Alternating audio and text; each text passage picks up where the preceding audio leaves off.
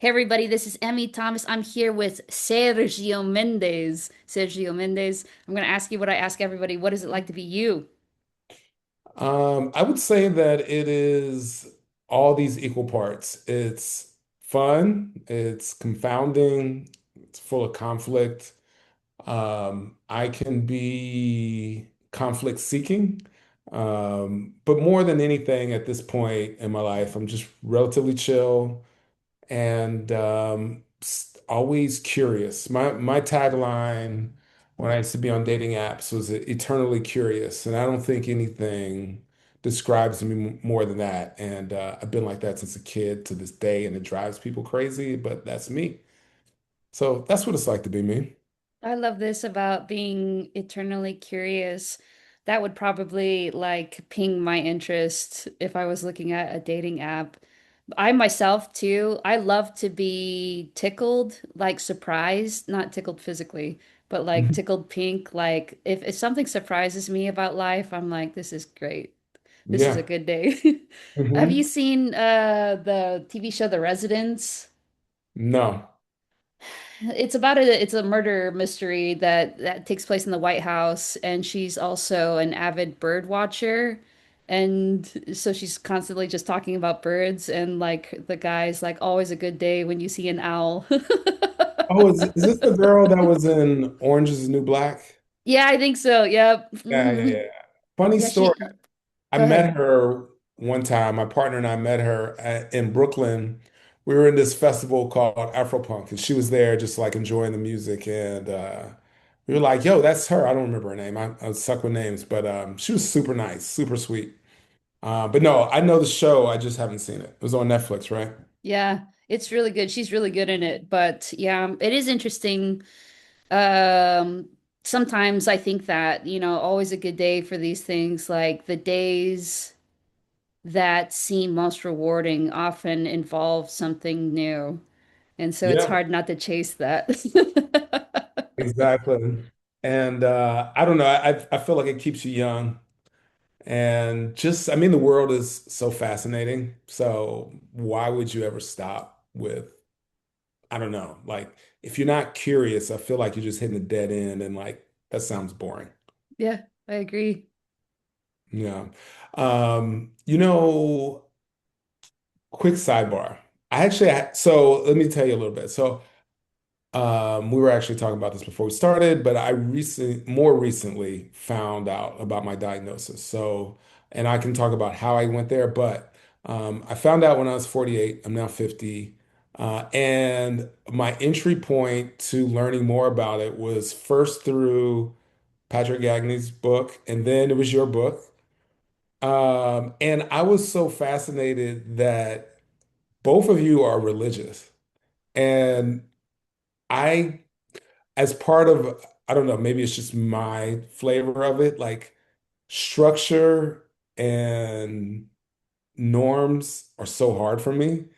And I feel like both of you were like very adamant and strong in your respective adherence to religion. And I just have a question about that. Like, how is that? Did you ever bump up against that? Like, I don't know. And where are you at that now? I think I've heard you in a latter podcast say you maybe are struggling with that a little bit. So I'm curious to know more about that because I just have, me and religion have never worked. And I very much had a Southern Black grandmother who was all about the church and she eventually gave up on me. She just said, I pray for you.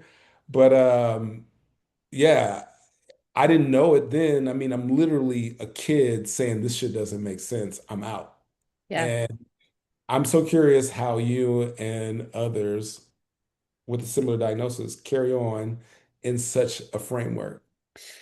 Yeah, first of all, congratulations on your diagnosis at 50. And I have so many questions, if you don't mind, about that, and we can get back to it. I especially have questions about do you feel Gen X and how that plays into it? Because I have kind of a side little just curiosity about Gen X psychopaths in general. Like I've encountered some of them. Oddly, like basically no boomers. I don't know if it's because boomers just don't self-identify that way or have never asked that, or even if they were a psychopath, they, So I'm super curious about the way it manifests itself. Mhm. I want to say it's interesting that you mentioned Patrick Gagney because we were just talking about her on the Discord recently about some people were saying, I don't know. Well, I get too in my YouTube comments, people being like Patrick or I didn't enjoy her book or something. People say the same thing about my book. Yeah. Even other psychopaths do. And somebody on the Discord was saying, but she's like uh, she's the psychopath book for earth signs, like astrology, Yeah. for blonde earth signs is I think what he said. And I was like, this is the perfect way to describe it. Is just like you think to yourself, okay, psychopaths are all going to be the same. And Yeah. honestly, that was a mistake I made a lot, especially when I was meeting like psychopaths. I assumed, for instance, that everybody would be um, sexual orientation fluid, like very sexual, like everyone's bisexual or doesn't care. Everybody would be very gender fluid because I am, and I can kind of see how easily that manifests, my psychopathy manifests in my gender fluidity sense of like not really being a gender and in my sexual orientation, like my sexual preference, in terms of gender or whatever, like not really caring or not having that matter to me too. And talking to other psychopaths where they're like, like somebody who's gay, one of my friends on the Discord, and says I could probably hit it for the one time with particular women. But he's really not into it. And so it is interesting. I think religion is one of these things with psychopaths where you can be different levels of religion and psychopath. I think one interesting theory I have heard recently, and I think I've mentioned it in a previous video, is that psychopathy to a certain extent is just reflecting like a sort of Teflon uh, not stickiness to socialization. Like Mm. we're all being socialized all the time, Mhm. different expectations of what should be happening and what shouldn't be happening. And like when you go to France, if you walk into a store and you don't say bonjour to the store people, then you are a piece of trash. And that's just not true here. Is you don't say hello to, I mean, if you say hello to the grocery store people, sure, fine, but I don't think anyone thinks like you're scum of the earth or disregarding their personhood if you don't or something. So just these different things, like the fact that I don't feel socialized and I feel particularly immune to it, but not completely immune to it because here I am speaking in an American accent, instead of mostly American accent, instead of not, and there are certain gendered things that I do. I have been, for whatever reason, pushed one way because of my gender, I think, to be more interested, less in like physical aggression and physical dominance, and more interested in social aggression and social dominance. That's like a really good example where I don't even think maybe that's not even super socialized. Well, I guess it is socialized Yeah. because,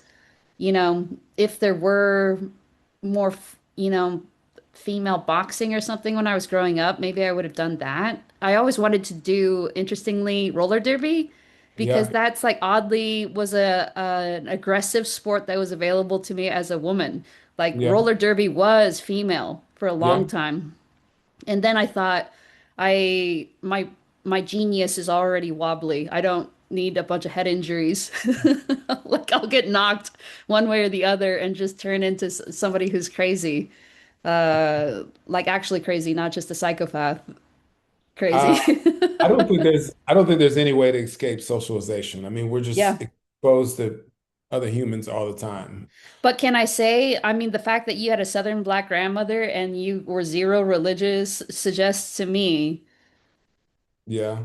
that you are not as influenced, easily to be influenced as maybe some other people are. I also think Yeah. too, maybe it's like because I personally feel myself this way, that it's very easy to influence me and I love to be influenced. Mhm. Probably like it's obvious if you've made it this far in the however many minutes 9 minutes, 10 minutes of me talking over you, that I like new things. I like new thoughts. I like to be able to experience new things or whatever. And so I'm kind of like, take me. You want to seduce me? Then great. You want to like have me join your cult? Let's do it. Like I'm a yes person at heart. I'm basically let's try it because I'm interested in new things. I like new things. I like to hear new things. And so I think it's just that it doesn't really stick, like I can be all into Mormonism one day and, not the next day. And I think maybe that's kind of the thing that maybe answers your question about how I am about religion a little bit. I mean, I struggle with any sort of fundamentalism. So, as a kid, we're all subject to whatever the parents, if we're still speaking about religion, then you're kind of subject to whatever their beliefs are. So, yeah, I mean, my grandmother would talk to me and like try to get me to church, go to church, and I would go, but it was just go to like see my friends or um and then I remember as a teenager, then I started rebelling and trying to go the other way. It's like, oh, well, maybe it's just Christianity. And then I would like read and study other religions, and then I'd go down that path, and I'd be like, yeah, fuck that too, And then it's just always nothing's going to stick. But I have no fear in trying most things that I'm interested in. Like I just don't do anything for the hell of it. But if I'm interested, and it's like the same way with interpersonal relationships, like I'll fuck with somebody. When I say fuck with somebody, I mean I'll be in relationship with someone, I'll meet someone, I'll talk to them, and I'll go down that road, and then it's like whatever, I'm out. So many people operate in the interpersonal sense out of fear of getting their heart broken and stuff like that and won't expose. Like my level of exposure is, by definition, less than someone else. So I'm actually risking less, but at the same time, I'm willing to take multiple risks because I also just like it's a new experience. And again, that kind of feeds in, or that kind of dovetails into the whole eternally curious aspect of me. But I'm going to stop there because I want to hear what you wanted to ask about Gen X. Yeah. Well, first of all, before we even get back to Gen X, because I definitely will get back to Gen X, no worries about that. Okay. I'm obsessed with it. But I love what you said about you risk more frequently, but you're also risking less because, and this, maybe I'll just ask you, what do you mean by you're risking less? Okay, so I'm gonna answer that in a long-winded way. So a big part of how I ended up getting my diagnosis is a little backstory. I have a partner right now, and she and I um, started out in an open relationship, and it's so funny because she's also black, but she goes to, and I still see this woman, this little old hippie white woman, and she actually introduced polyamory to us because neither one of us were actually ready to be in a relationship, but we liked each other. And then she was like, you can do this other thing. There's this third way. And instantly I took to it. I was like, oh, fuck yeah. I mean, I kind of been doing it anyway, just not ethically, So I took to it. But anyway, having gone to her for years for couples therapy, I knew that she had this other group that she does. It's a group setting where it's people, it's like AA, but it's just therapy. It's group therapy. And so she had been trying to prod me into it. She's like, you should come to this thing. And I'm like, I don't want to do that. I don't want to hear other people's stories. So for years, she's like proud of me. And finally, my partner and her conspired behind my back. And I didn't know about this to nudge me in, and I finally go, right? And so I'm there and I'm hearing all these people's emotions and the depth of their emotions and the breadth and the depth of them. And I started, I went into it like, these people, they're so lame with their, why, I'm making the same mistake that you were saying that you make. I think we all do this. We think other people are like us. We ascribe ourselves and we paste those on other people. But in hearing their stories, I also started to hear so much fear of dating and being hurt. And so they wouldn't put themselves out there to get this objective. They want this objective. They want to be in a relationship. They want to be in partnership, but they wouldn't take the risk. Meanwhile, I have for the, at this point, I'm in my 30s. I've always been a big believer in dating and putting yourself out there. So this is what I mean. I mean, I am going to be able to date a lot of people and give them a lot of me, at least even more than just surface level, because I have no fear that what they say to me or what they do to me or how they may judge me is going to materially affect me, right? So I'm a big believer in serial dating. So I date a lot and I'm looking for deeper connection with people because that's interesting to me. Like, um, me being who I am, I can carry on small talk forever. Like, that's cool, whatever. But what's interesting to me is hearing if you can get people to peel back their masks, right? That's what I'm going into all conversations with. At least if I'm really interested in you, I'm like trying to peel the onion. And I find that it's best that you give in order to receive, right? And so I will peel the onion on myself, and I don't really have any fear of telling them now that honestly, they're not getting everything of me, and they're not getting maybe the depth of the thought, but they're getting enough that they feel comfortable and then they give to me. And that's interesting, right? So I'm going to dive into these relationships with them in a very real way. Um, and I'm going to reciprocate. And so I know that, everyone isn't for everyone. So there have been plenty of times when I've really been into someone and they weren't feeling me and they go away. And it sucks in that moment, but I know through repetition, because again, I'm a big believer in dating and blah, blah, blah. It just happens. It's just a part of life. It's like it's going to rain tomorrow, whatever. So that's what I mean. Like, I will go and I will expose a lot because I know ultimately it's not going to materially affect me. So that's what I mean about, it's just not going to hurt me.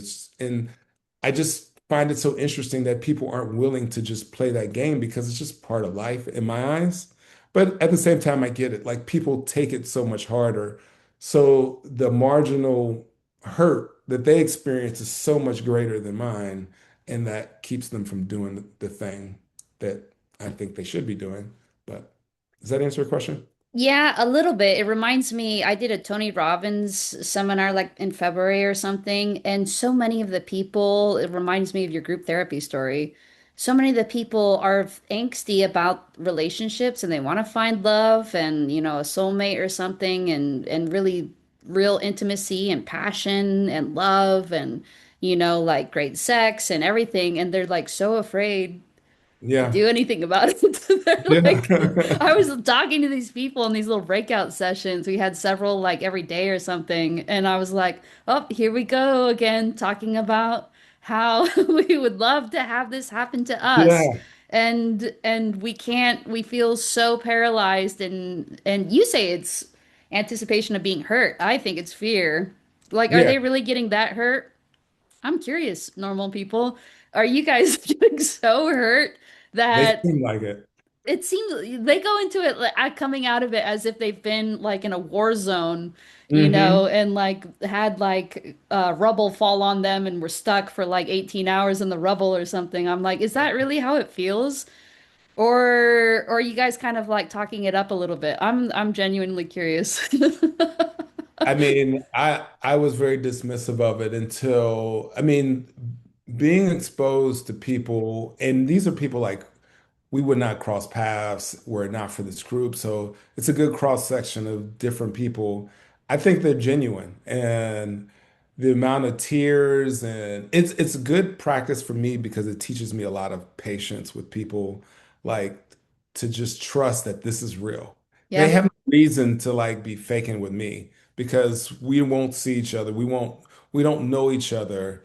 So I think they're being very genuine, and I do think it's fear-based. And I do think they just go into things fearful and anticipating the worst. When to me, the upside can be so much greater than the downside. It's like it justifies the putting yourself out there.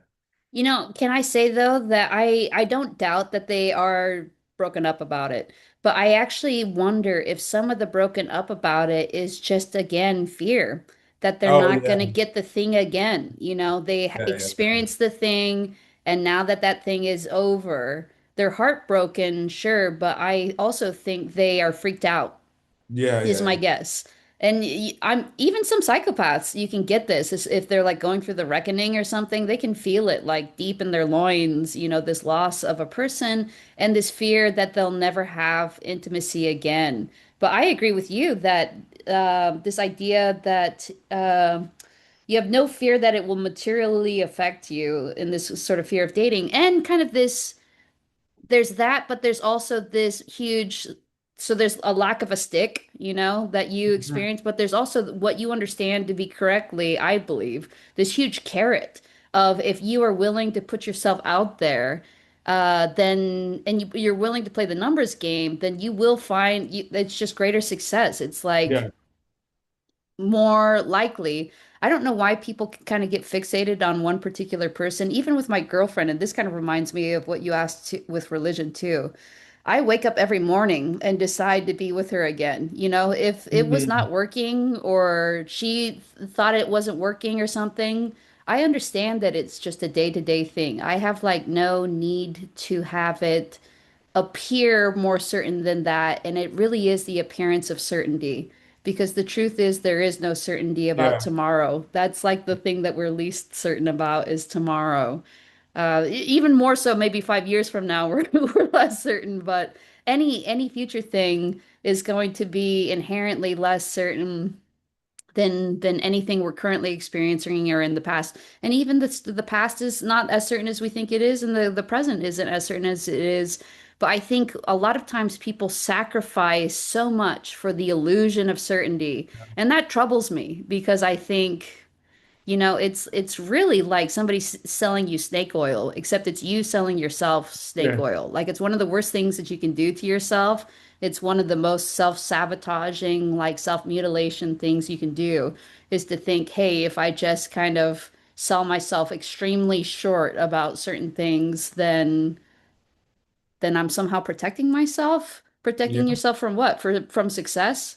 Yeah. Protecting yourself from love? Protecting yourself from, deep feelings of intimacy and connection with other people? I uh I have this thing where, everyone talks about the one, and I just think that's bullshit. Hmm. And I say that, and I have a partner who I've been with for 10 years. But I just, the world is a big place. So there's not the one to me, there's the ones. You know what I mean? Like, there's no way you can sell me on there being this one person that just so happens is within this, 25-mile radius that is the perfect person. And we were talking about this before we were recording, and I've shared this on the Discord before. Like, I've spent a life growing up around the world, and I've met so many fascinating people, and any number of those people could have been someone that I could spend years with. You know what I mean? Yeah. And also, like circling back to your point, in this group setting, a lot of times people talk about their partners, if they have one, and there's just the one for them. And I always stumble on that because much like you, I feel like I wake up every day and choose this. So I'm not worried about conventional love in that way because it's just, that comes and goes, that waxes and wanes. But every day I'm choosing to do this. I don't know if you can hear my dog barking. There must be someone at the No, door. not at all. Okay. But yeah, I mean, every day is just a choice. And surprisingly, when I share that in a group, when I think, normies are going to get freaked out, some of them really take to that. Like it's, Yeah, they like it. yeah. They like the freedom. They like the empowerment of it. Yeah, and they think that they're like, wow, that is really impressive that every day you just choose to be the one. I mean, to be, that person for someone. And I had to encounter this early, so we're kind of jumping around a little bit, and maybe at some point we'll go in chronological order. But I We had always this. jump around. Okay, so. like I mentioned, I got diagnosed at 48. I'm 50 now, and I had a child when I was 6 days before I turned 18. Wow. Right. Yeah. So my father died when I was 6 months from cancer. So I didn't grow up with a father. I had a mom. She was great. So yeah, no childhood traumas, shit like that. But my mom wanted me to go away for college. And I was like, no, I'm gonna stay and be a father. And I don't, when I got my diagnosis, I started reviewing stuff in my life. And like, I chose to be a father, not out of, and I was there when he was born. And it was interesting to see a human be born, but I don't have the basis of my relationship with my son is not, some love. Mm. It is, I've chosen to be his father. I chose to not go away. I chose to be there in my hometown and be there and just do the fatherhood stuff. Um, when I could have had an out, my mom was like, I was supposed to go to school in Florida. And I stayed and I went to my hometown college and blah, blah, blah. And I just chose to be a father. And it's hard to always choose to be a father, especially when you're a kid yourself. But like a lot of my things that I stick with it's just a choice. There is no grounding in some sort of feels. It's just, this is what I signed up for. This is what I'm going to do. And yeah, I could fuck off and do whatever, and I would probably be okay. You know what I mean? Like it's not going to weigh on me, but I'm not going to do that. I'm going to do this. And, going back to our earlier point, that's some level of socialization right there because I didn't want to be an absentee father. I thought that was bullshit. And it's not even like because my father was an absentee father. My father just died. But I just was like, I don't want to be that guy. I don't want to, that's not a good look. So a lot of, things are just choosing. And I think that's just as noble. And I don't worry about, um, struggling. Sometimes I feel sorry for him because he's very much not a psychopath. He's very emotional and he has a father that is a psychopath who does not give him a lot of love. I give him presence and someone to talk to. But anyway, all that to say, like I don't worry about this feels component missing. It's just a job. And I don't say that out of any value judgment. I don't want people to feel like that's depressing. It just is what it is. I just choose to be a father, just like I choose to be in this relationship. And if it went south, I would be okay one way or another. Yeah, I think the word job is a perfect description for it because I think that's a very common way that we feel about people's, even like their chosen profession. Like I went to law school, I'm a lawyer, or was a law professor or whatever, and it's a choice. Do I feel like I'm soul bonded to law? No. Do I feel like there's only one profession I could possibly have, the one out there? No. And I think that's the way I kind of see everything. Even to know that I feel soul bonded to my girlfriend. I love her in a way that is sometimes inconvenient and it's sometimes painful and it sometimes hurts me to love her the way that I do, to be so kind of connected to her in all these different ways. It's not simple, it's not easy, it's complicated and very worthwhile. And I feel really grateful to have had her for as long as I have had her and experience myself through her and experience her through myself and all these different things. And it's something that though I sometimes think about this, like even though I feel soul bonded to her in this way, we talk about how like if we had met just a few years before, it would not have worked, Yeah, like it would have like crashed and burned. So I think it's like, how could she be the one when even she herself, a few years before, probably it wasn't right. something that could have worked out. Yeah. Yeah. I mean, so much of dating is just timing. And that's why when people get tripped up on these things, it's like, the wrong time. Like he sound like a good guy, but he's doing this fucked up thing, or she's doing this thing, and like you can't fuck with her right now. But she's legitimate, valid, good person, and it's fine. There's someone else. You just got to be out there and try and keep an open mind to it. But yeah, I agree. I think that's another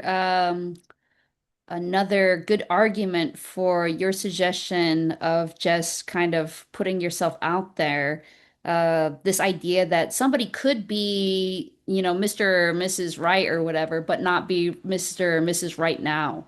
Yeah, And the idea of needing to still be able to move on and understand what it is that you want or need and making that kind of primary, in like this way that I feel like people are really reluctant to do. Like it reminds me a little bit, it's almost this paradox of in order for you to be in a good, healthy relationship, you really have to make your own health, mental health, wellness, physical primary. Like you yeah, cannot come to the relationship from this place of thinking that you're giving so much, in my humble opinion, at least, yeah. that you are off kilter. You're not there for them to rely upon. And I talk about this a lot with my girlfriend, where we just talk about certain things that aren't sustainable. Like there are certain things that just aren't sustainable in the relationship. Like we can weather them for a while, like for a few months, we could weather, the fact that we were like living in a situation that she didn't want to live in anymore. She can weather that for a few months. But it's not sustainable. What does that mean? Is it needs to change and it's probably wearing on her and the relationship. So I just think, it reminds me of my therapist, in order to get me to stop manipulating, said, stop thinking about people. Because that really is what manipulation is. People think that psychopaths are like selfish or whatever. Really, they're almost like people pleasers to like the nth degree, like the Mhm. most crazy, invested, willing Yeah. to go all in people pleaser that you've ever met in your life, who are willing to kind of like take the con to the longest, to the The longest biggest, time. the deepest, the broadest, Yeah. like this con is huge, but the con is what? To people please, it's like this weird paradox of, psychopaths. They should be thinking about other people less in order to be, more authentic, more less manipulative. Similarly, I think it's a weird paradox in relationships. We need to be thinking about the other person less in order to have healthier relationships. Yeah. You talking about people pleasing makes me want to go back, right? So I got my diagnosis and I started rethinking my life through the lens of understanding my personality. And so um, I'm an only child. I'm from a small family. And so I've always had to like go out in the world if I was going to have friends. Hmm. And as much as I have a good wild imagination, I used to love playing with my Transformers and Legos and all that shit. At some point I had to talk to people and I was I always loved the talented Mr. Ripley for this point, for this reason, because Classic psychopath. yeah, I, Everybody loves the talented Mr. Ripley right. psychopaths. And so, I grew up in my neighborhoods, but in about in about 1985, my mom started taking international assignments, right? And so she started taking international assignments because her father, my grandfather, was a big Muhammad Ali fight fan, and he traveled to like the Thriller in Manila and the Rumble in the Jungle, which was in Africa. I forgot which country, but he would come back and as my mom was growing up, he was like, the world is a big place. You have to see the world.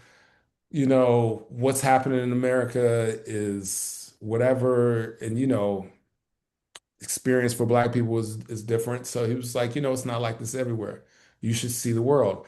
And if you do it, you can't just visit, you have to live. And the best way to live is to do it on someone else's dime. So he planted the seed in her head, and his sister at one point told my mom that she was going to take her on a safari to Africa. And like when the time came, she canceled on my mom. My mom didn't go. And so my mom took that and what my grandfather told her and was like, I'm going to see the world. So she graduated college, got a job, and worked her way up. And so her first assignment was in Melbourne, Australia. So this is 85.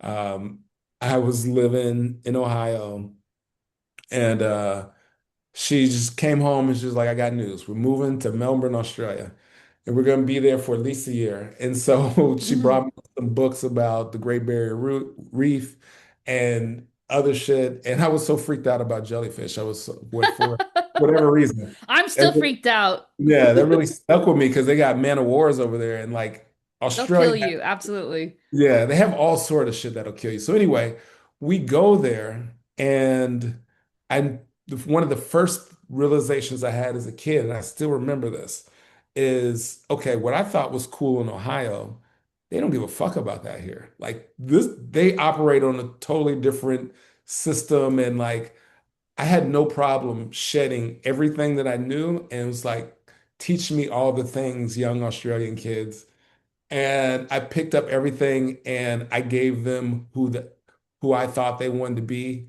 you know? And they took me in. They were so fascinated. They always wanted to fill my hair. There's not a lot of black people in Australia, surprise. Um, and so I was like this novelty thing for a while. But we left there after a while, and then we moved to Manila, and then we went all throughout Asia, and then we went to South America and Sao Paulo, in Brazil. And every time I would leave a place, I would shed that skin and pick up the next skin. And so that is just people pleasing on end, on end, on end. And it was so easy and it was so fun. I looked forward to it every time. I could be whoever I want to be. And I would come back home to the States until we got our next assignment. And I could tell, I don't know, I just reveled in that. And that's why when I finally saw the movie Talented Mr. Ripley, I was like, I fucking get it. Like that is, sometimes I would like go to extreme and say crazy shit, whatever. Just it's always just testing. It's just always like, are they gonna buy this? Oh shit, they did. Or, it's just a test. It's just a game. But it's always in service of, can I get in? It's not even that, as part of my diagnosis, I did have like high traits of narcissism, but it's also like I don't ultimately give a fuck. I do want to be the center of attention, but I think where I probably differ from a narcissist, is that ultimately I don't care. If you don't give a fuck, if you don't fuck with me, that's fine. I won't fuck with you. That's fine. But it's so fun bouncing around with people. And obviously through these experiences, I consider myself to be a pretty pro-social socialist because not socialist, but um, uh, I can't think. I'm Socialite. psychopath. Mm. Um, it's so fun. People are so fun. There's just like, I don't know. There's like eternally fascinating. And like at this point, I'm older and I don't feel the need to manipulate, but it is still fun to like move in and out of crowds and hear people so married to whatever ideology that they're in that they think is everything. And then you go over to these other people and they see the world completely differently. And I don't know. That's something I just struggle with. I'm going on a bit of a tangent. That's something I struggle with in general with just Americans because we are so prominent in the world. And our culture is our biggest export. So wherever I went, the path was always laid out for me. Like I'm an American. Like even in the US, I'm a black person, but in another country, I'm just an American and I'm lumped with anyone else. But like there's this eternal fascination with Americans. And so that always made it a lot easier for me to navigate and get around. But just in general, like I guess my main point here is like people are fascinating. And anytime people pull back from people, I feel sad for that because it's just so fun. Yeah, I think this is an interesting point to make is that a lot of people have asked me, maybe even you were the one who asked me, why is it called antisocial personality disorder? And I had no answer. I was like, I don't know why it's called antisocial personality disorder because so many of the psychopaths that I meet are very social people. They love people. You've said people are so fun like two or three times now. and how you it makes you sad to see other people pull back away from each other and to embrace maybe ideologies that pit them against each other and have like these limited views which allow them to distance themselves from other people in like ways that it sounds like you feel are unnatural and not good, not good for them, not good for their life enjoyment, etc. I think that there are actually very few psychopaths that I know that are misanthropic or antisocial. So it seems like this weird misnomer. It's so weird because people keep wanting to get me to adopt that as the term. They're like, it's called antisocial personality disorder. And I want to be like, let's call it something else then, because this Well, doesn't seem to work. the antisocial isn't interpersonal antisocial. It's anti-societal norms. So I think, I don't know. That's my understanding. And I feel like that makes a lot more sense because I don't feel like psychopaths are naturally anti-interpersonally social. Like we navigate crap. So I'm a minority in America. Psychopaths are a minority. When you're a minority, you have to navigate the majority society. So you have to, I mean, that again is why being withdrawn is so um not normal. I mean, not normal, but just sad. I don't want to like ascribe a value judgment, but it's just in some way, it's just, I don't know, we're social animals. And I think even psychopaths, we are antisocial in the sense that we struggle with societal norms, but I don't think in an interpersonal sense we're naturally antisocial. Yeah, it's interesting thinking too about so first this idea of antisocial and then this idea of us being social animals still, I think is interesting. So I kind of got in like a dispute with a psychopathy researcher about she was talking about all this antisocial behavior and I was like, okay, as you say, Sergio, the a lot of this is just norms. If to the extent that we're bucking norms, they're just random norms. They're like norms, like as you say, they're norms that the universe, the world does not even agree on. North America does not agree on some of Right. these norms. They're different from places to places, like the bonjour in France versus like the United States or something. One is like an insult and the other one's not, or whatever. Right. So I'm kind of like, is it really antisocial when we think of the word antisocial? Like I agree that it's just against the norms, but I think it's just against the norms in this way that we're not being socialized, kind Yeah. of like fully the way that other people are. But I also think that is misunderstood. Number one. Number two, it's not a bad thing to have people bucking norms that are, what is the point of the norms? Might be like a really good question. Yeah, they allow for social coherence, but for instance, I was just watching with my girlfriend the movie, have you seen it? Called Hail Mary with Ryan Gosling. I'm like halfway through. I haven't finished. Okay. Do you For mind me sure. spoiling it for you a little I mean, bit? I kind of know what happens. I mean, Okay. yeah, it's fine. I'm I'm gonna sure watch it because it's entertaining. it It's is like, entertaining. yeah, it's not the destination, it's the journey. So yeah, you can spoil it. It's fine. Yeah, I'll just still try not to spoil it for other people though. But I mean, these are the basic premises of the first 20 minutes. Is she like solicits Ryan Gosling, who was like an upstart in his scientific molecular biologist, I want to say, and he Yeah. had like a paper where he suggests that life doesn't need oxygen and carbon, et cetera, et cetera. So she finds him because they're like, we think that maybe this life form that they're dealing with that's eating the sun is not carbon or oxygen or hydrogen, like it doesn't need water or something sort of life Yeah. form. So that's kind of why they get him. It turns out it is that.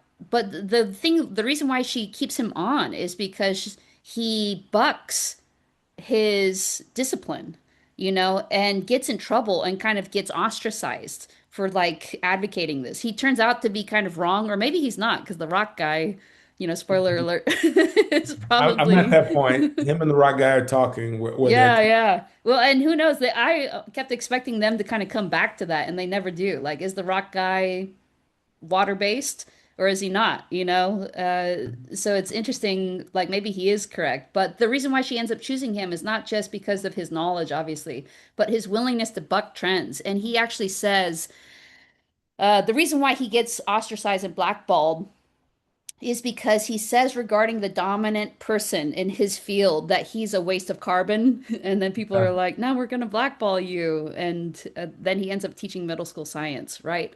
But it's interesting for two things for psychopaths. Number one is that we have a dominant person in our field who also has been, it's like a cult of personality. And I think that's what people who are not psychopaths are kind of not familiar with the academic world of psychopathic researchers of psychopathy have been dealing with since like the 70s, 80s, 90s, into the 2000s for sure. And now it's starting to wane. And his influence, Robert Hare, Yeah. is like getting less. And it's so interesting because the true father of modern psychopathy is Hervey Cleckley. And his book, The Mask of Sanity, and his 16 diagnostic criteria, and he just studied like random people amongst the populace. And then Robert Hare, Canadian prisoners, male prisoners, is the only thing that he studied. But for some reason we're like Robert Hare's the one. But and so he dominates it for a while, and Robert Hare even like sues people for defamation who disagree with him, So Yeah. it's like a true Hail Mary type situation where like somebody dominates by cult of personality the academic research and dialogue regarding a particular concept. Where these are just theories. And the same thing in Hail Mary. So he would be Ryan Gosling would be like the person that Robert Hare sues for defamation in my mind. Like somebody who's an upstart who is willing to question and then gets kind of blackballed, or in this case, the case of Robert Hare, actually like civil litigation. So that's one. The second one, though, is bucking norms is a good thing. He is chosen, Ryan Gosling is chosen because he bucks norms. He's willing to say he doesn't agree with things. He's willing to kind of step out of, as you say, the skin of like what's popular in Melbourne and what's popular in Sao Paulo and what's popular in Ohio and all these different places, and just be willing to kind of accept that that's just what's happening right now in this moment. That's not that is reality to the extent that's what's happening, but it's not like it represents like some objective truth about like the inherent value of that thing to humanity or the necessity of the thing Right. to humanity, right? And I think that ability to step outside social norms is really helpful, especially when you're put in this end of the world type situation like you are kind of in Hail Mary. So this is like to me it's not just the end of the world type situations, but that's a really good illustration of it. Number one. Number two, any type of firm or thought that needs to adapt and that needs to accommodate not just what's happening in Australia, not just what's happening in Brazil, not just what's happening in the United States, but to be truly international and even universal, dare I say it, is probably going to require some psychopath minded people, if not Yeah. psychopaths themselves, to be involved because that's just their wheelhouse.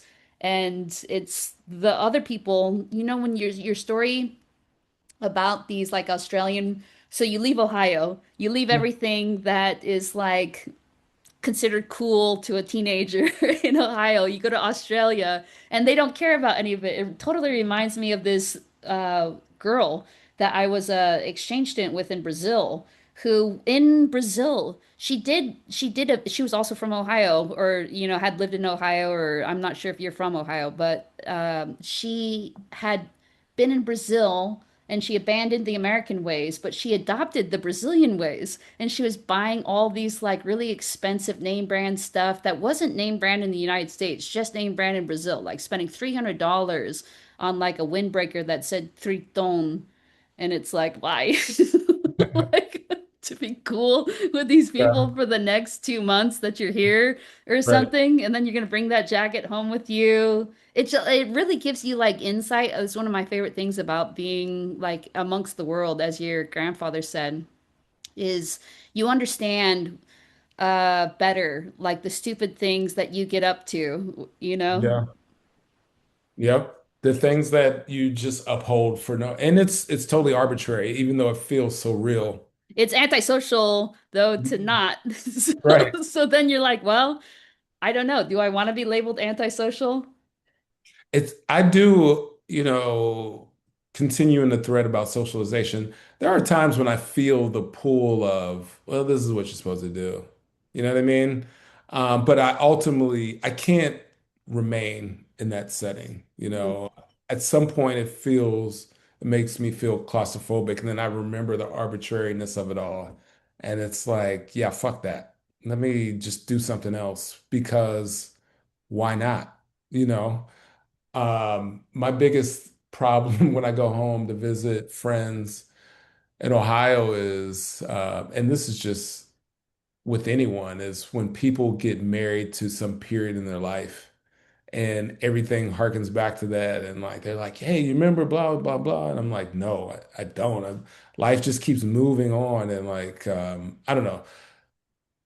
But if we do talk about times when I've been socialized, Um, I want to say, so if we zoom back to when I got into high school, my mom was like, no more traveling, I'll let you, finish up and just be in a good high school.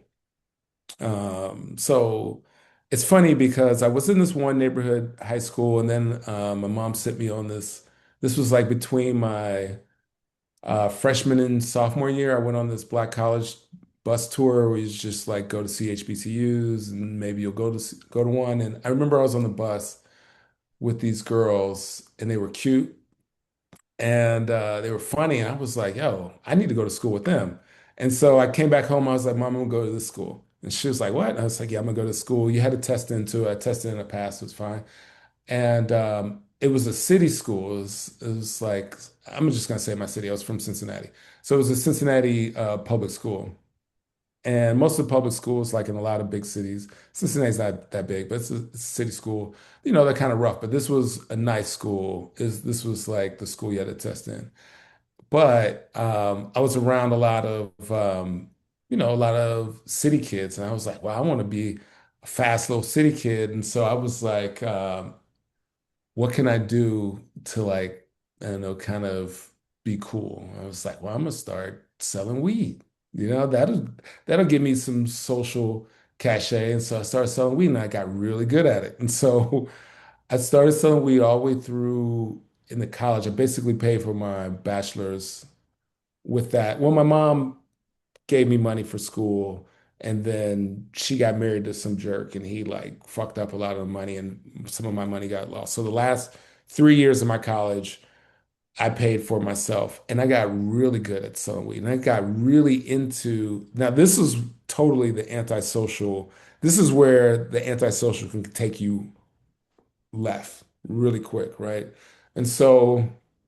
I'm not from the streets, but because I have this chameleon ways, I can make friends with anyone. So I got friends, became friends with a lot of street people, and I'm moving in these crowds and I'm making people a lot of money. And so they just like take me in, and I ended up being really successful as a weed dealer. I never wanted to sell hard drugs because I had some sense. I didn't come from like the sort of environment where it was like money by all means. It was just like, this was just fun to do in a way.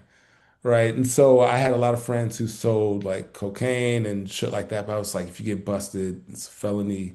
At this time in Ohio, you can have up to almost 50 pounds of weed and it's still a high misdemeanor, but it wouldn't be a felony, right? And That is a so, big difference. And I'm so glad your young mind put two yeah. and two together on that and was like, this is like the sweet spot. Yeah. Oh, so yeah, you're an attorney, you get it. Uh, Yeah. yeah, it was any so I want to say for about 5, 6, 7 years, I was really into criminal activity. And it was just about making money. I mean, I did do some other shit, like I never murdered anyone, no shit like that. Did get in fights. I mean, that's just kind of what happens. But it's always, I don't want to do this because it's that. And Eventually I got out of it because, like I said, I had a kid, and it was like, all right, if I go to jail, my son's gonna know that his dad is in jail. I'm like, I don't want to imprint that on him. So that's why I eventually got out. But it was so fun. And this was like living in that antisocial vein. And because every day I could wake up and know that I'm doing something. And it was just all for a thrill. Like this is when the sensation seeking goes out of next level. And like that's a big part of my life is sensation seeking. So I mean, I did shit like I would buy motorcycles and like race them. I remember one time I was doing like 160 on a highway. It was a straightaway in the motorcycle. I was going so fast, and it was 600 cc, which is like the size of the engine. So it was a lighter bike. So I was going so fast that it started wobbling. And I just remember as it's wobbling, thinking, because in Ohio at that time, you didn't have to wear a helmet. So I just got on like ski goggles. And I just remember, like, if I fall, I'm going to die, or I wish I'm going to die. And I was like, I just stayed in that moment thinking, like, wow, this is like amazing. And then eventually I was like, I don't want to die. So and eventually I sold the bike because I was like, I'm gonna end up killing myself. I had some friends who had like wrecked. One dude got seriously injured. I ended up selling to my cousin. And it's crazy because he brought it, he lived out of state and he took it to where he was at, and he was riding with someone and they were doing wheelies. You know, these dudes on motorcycles can be idiots sometimes. I never did wheelies. Again, it's always I'm always triangulating. I don't want to be, I want to do this risky thing, but I like living. I don't want to do this crazy thing. I mean, anyway, he You was don't want to riding. be stupid about it. Yeah. So he was riding with someone and the dude wrecked and he ended up getting decapitated and he ended up selling the bike. So that bike that I had ended up seeing some crazy shit. Fortunately, I went around for that. Anyway, so that like I'm gonna stick in this moment of live because this is me again reflecting on my life after I get this diagnosis of, all right, so maybe these things are kind of connected, right? And so, I'm living this life where I'm a part-time college student, and then as soon as I get done with class, I will go because I had to connect in Columbus, Ohio, and so I would be at Ohio State a lot.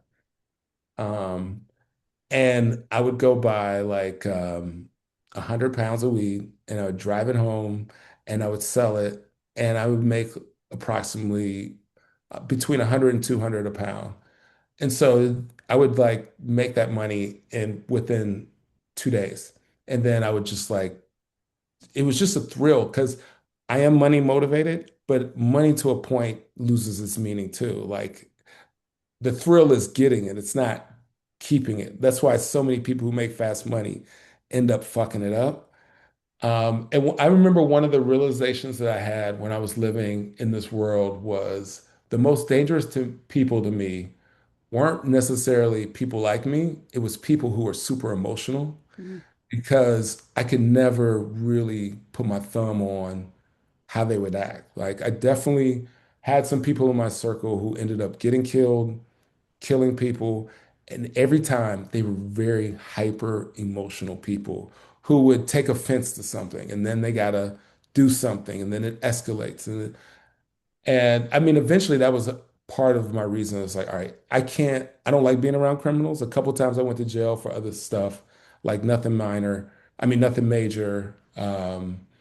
But I just remember being in jail and being around criminals and just thinking how stupid they were. Not like value judgment because they were doing crime, but like literally some of these people are really, really, I mean, there's a reason why they're doing what they're doing. You know what I mean? And I always was like, I could talk myself out of a lot of harsher penalties. Like I've gotten arrested for a felony because I ran from the police on my motorcycle. I got away, and I'll go through the story getting away, but um, I could always get my way out of it because I had a lot of money for good attorneys. Um, you're an attorney, you probably know that there's like attorneys who cater to criminals who have a lot of money. and I could always pay enough money to get a good attorney to get me out. Plus, I can be a well-spoken college student.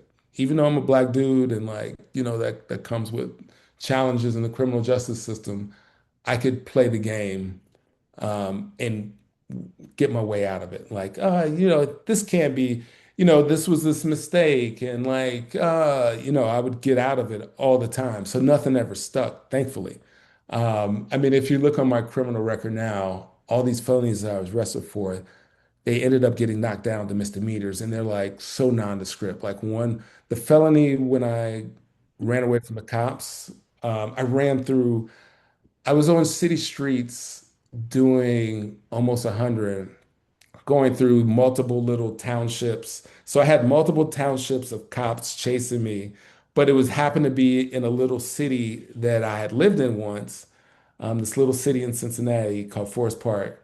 And so I knew that I was just trying to get away long enough so I could get to this point where there were sidewalks that went between houses. So on a motorcycle, I could get on the sidewalk and then get between a house and get away, and they couldn't follow me or they had to go this long roundabout. So I ended up getting caught, not because they caught me in the act. It was because I took my bike to an apartment building, ditched it, um, went to this church that I grew up in, and I called my friend, the same friend who I talked into going with me to and I was like, yo, pick me up, man. My car died. I need you to pick me up. I didn't say anything to him. He brought me home. I took my car to the police station and reported my bike stolen. So this was like, I gamed this out in my head and it worked for a while. They brought me into the station. They were like, we didn't catch you, but we think it's you. And they like try to get me to confess. And of course, I guess this is like kind of a benefit of our disorder is like lying is not hard, even under great pressure. So I never admitted it. And even, because they didn't catch me in the act, they were pretty damn sure there was. They even tried to tack on another charge of filing, this fake stolen car thing, stolen bike thing. But I never gave in. My attorney was like, perfect. You never gave in. You didn't confess to anything. Anyway, it got knocked down to this innocuous, unauthorized use of wait, what was it called? I forgot. It's on my record somewhere, but it's like in the 90s now, so it doesn't affect me when I go. But like, it's this totally innocuous misdemeanor. So again, I'm like thinking about my ability to always just manipulate um, cool under pressure, like very level-headed in high stress situations. Um, and just, I don't know, there was that. And then I thought about, so my son has a condition called sickle cell anemia. I'm so Uh, sorry. yeah, it's a blood disorder. Basically, you and I, we have very pliable red blood cells, whereas his at certain times can become very hard and stiff and be in the form of a sickle, which is where the disease gets its name. And so it can cause your blood cells in your veins to clog, and it gets very painful when you experience a lot of swelling. And there's part of your body that's not getting blood because it's jammed up. So there would be times when he was a kid, and I remember sitting in the hospital with him. It's interesting because this is the 90s, and I remember they took his mom and I to the side, and they were like, the morphine's not working anymore. There's this new drug called fentanyl. It's very strong, but it's just interesting now that they were like so guarded about it in the 90s, and now it's just like a street drug. It's wild. Mm. Anyway, I just remember looking at him sometimes as he's plugged up to these machines and he's in like this withering pain and just thinking like, my son might die. And if he dies, I'm going to have to act like this is this great loss to me. I just understood the socialization of if you lose a child, there's expectations on how you will behave. And I knew I wouldn't feel it, but I was like, I have to triangulate and anticipate what's going to be expected of me. And I just remember like doing this, this calculus program problem in my head of like, how to do these things. And like, there's just, again, reflecting on instances of that, reflecting on problems connecting in relationships. And in those moments, I always just thought like, well, I'm just a dude. This is how dudes are. We're not supposed to be emotional. This is probably like the Gen X generational thing, like, and even more pronounced in boomers. I'm so amazed by like these younger generations where they can like lean into their emotions and it's so acceptable. I love it for them. But anyway, that was always clouding my way. I was always thinking like, this is what you're supposed to do. And it wasn't until I've gotten older and of course got this diagnosis that it helped further explain why I was able to move in such a way. Um, so I don't know, I feel like I got on a bit of a tangent there, but again, like this diagnosis has been so interesting because it's caused so much introspecting and questioning and interrogating all these things. I just thought, this is what you're supposed to do. Especially, again, this young Black dude playing around this criminal world. I just thought this was what you're supposed to do. But it's never let up for me. Whereas I've seen my peers become much more in touch with their emotions and become these different people. It's just been a consistent thing for me.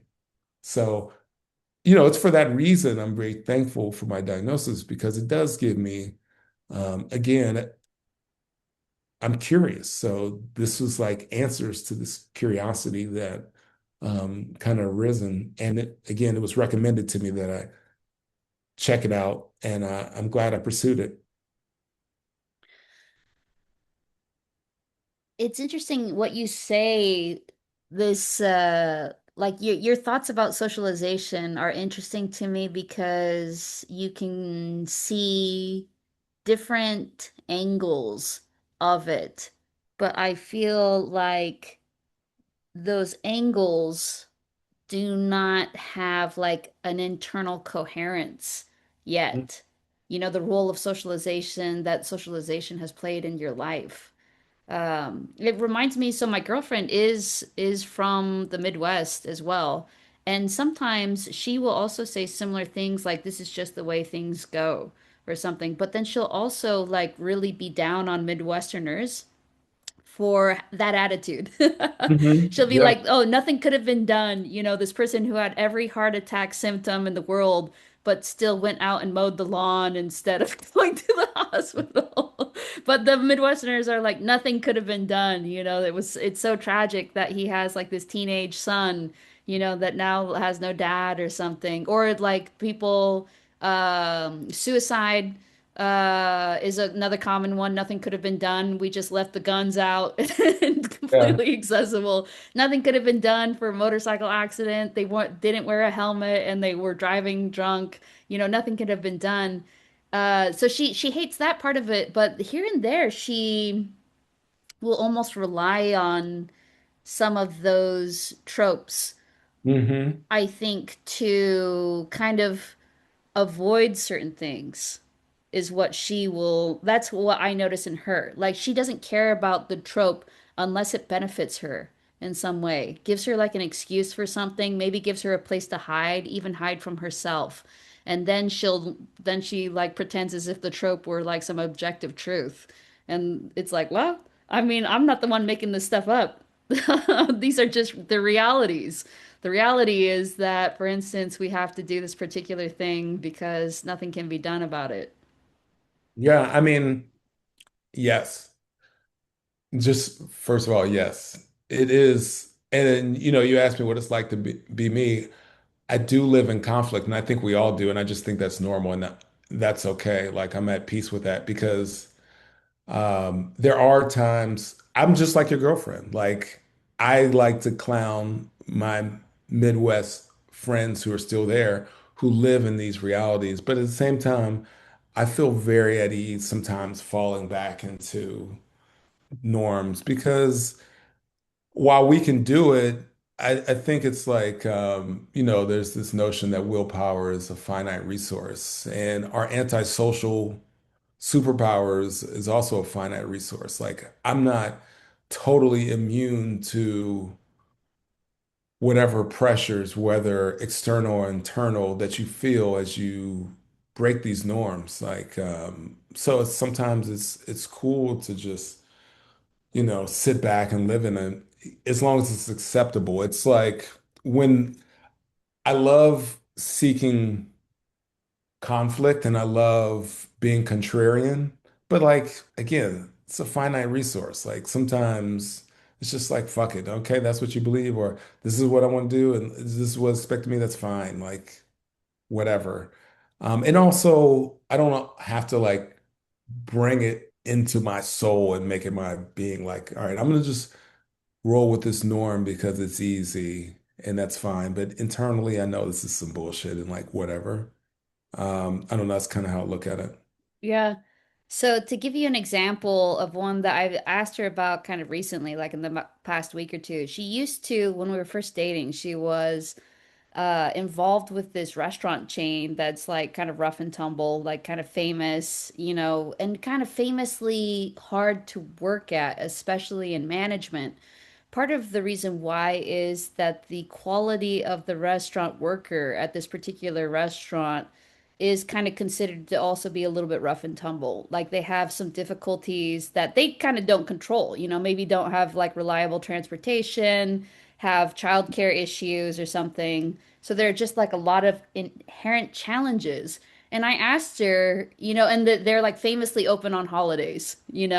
And she was kind of commenting about somebody that she knew who still works for this restaurant chain and how like she probably has never been at a single birthday for her children, like this type of stuff. All the things that you have to sacrifice to work at this restaurant chain, like every Christmas you're working at this restaurant chain.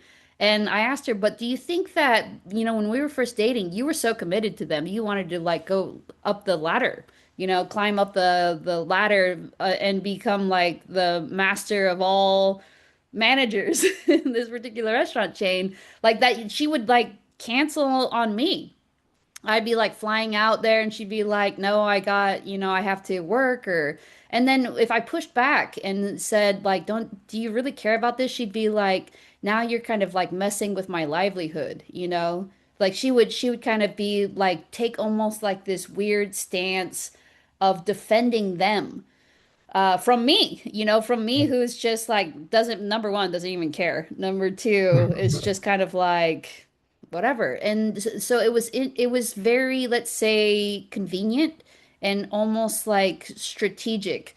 The different instances in which she would kind of suddenly have some of these norms that were like really important to her, like loyalty to this particular company, and like there's no way that she could ever just like not show up or not do this particular thing or that particular thing.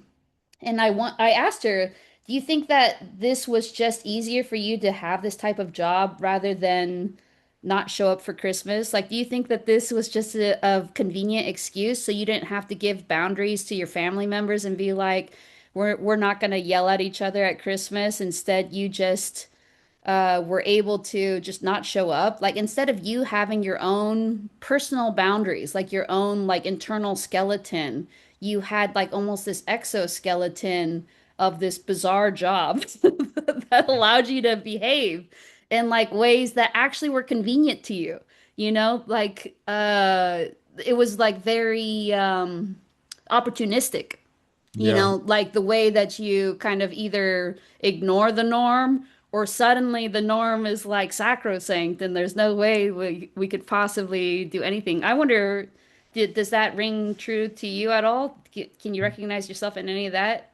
Yeah, 100%. I mean, I know I feel like when I listen to some of the more recent pods, and this may be a longer standing thing, but I feel like there's a lot of dialogue around self-aware. I mean, I talk about all these hats I wear, but so many of them are in conflict with each other. And sometimes I'm just I feel like there's an exoskeleton. Like, who is really the real me? Like, what am I doing? What, and I'm kind of doing these for other things. So, when I was doing the hustling thing. That was definitely for other people. That was A, just to see if I can do it. Then B, to like kind of be that guy. I'm looking at movies and shit. That wasn't truly for me. I didn't really give a fuck about that because I walked away from it so easily. And like so many of my friends kept, I mean, literally every single person who I talked into doing it with me, it's like part of my crew, every one of them ended up either going to prison or getting a felony. And I just walked away. I was like, I'm done. So it wasn't really me. That was just like an exoskeleton thing. And then I picked up a new thing because as I'm wrapping that up, then I was like, my major in undergrad was economics. So it was like, well, I want to be a professor in economics. And so then I really started to care a lot about, I want to go to an elite school. And then I thought that, this is a new hat I want to wear. And like, then I was, adamant about that. And like, it, brought that into my every sense of self, you know what I mean? And so I put that hat on. And so I ended up getting my dream school was NYU. I got waitlisted and they were like, just come up here and work in New York. And, the next go around, you should be good. And I was like, okay, I'll do that. And I ended up getting an offer from there and then here in Atlanta, where I'm at now. And I came down to Atlanta because I had a one family member here and I ended up getting down here. And then I was like, you know what? I don't give a fuck about that at that, and there's a particular reason why, but like even in my heart, like I love economics to this day, but I could not have sustained being an economist because it was not in my soul. Like I love a part of it, but at that particular moment in the early 2000s, economics was about econometrics, which is very numerical based. It's like very um, mathy. And I'm just into the people aspect of it. I think people think of economics from like just a business standpoint, but it's a science. It's a social science. And so had I known about behavioral economics, which is the marriage of psychology and Yes, I would have, you were just a little too early. yeah, I would have totally stuck with that. But Hmm. yeah, so then I dropped that. So I always pick up these exoskeletons. It's funny the way you put it and I try it out, but it's like I still don't always know what am I just doing this? Is this cosplay forever? Is this just the talented Mr. Ripley forever? I wanted to be in that world. I wanted to say I had a PhD from NYU. I wanted to live in New York to be that guy.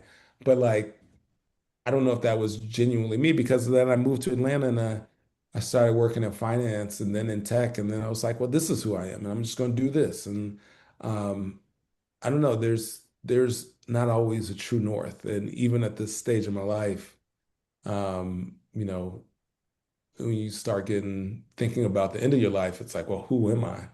I don't know. Um, anyway, I don't know if that answers the question. Yeah, it does. Do you kind of recognize yourself? This is kind of like just a follow-up to that.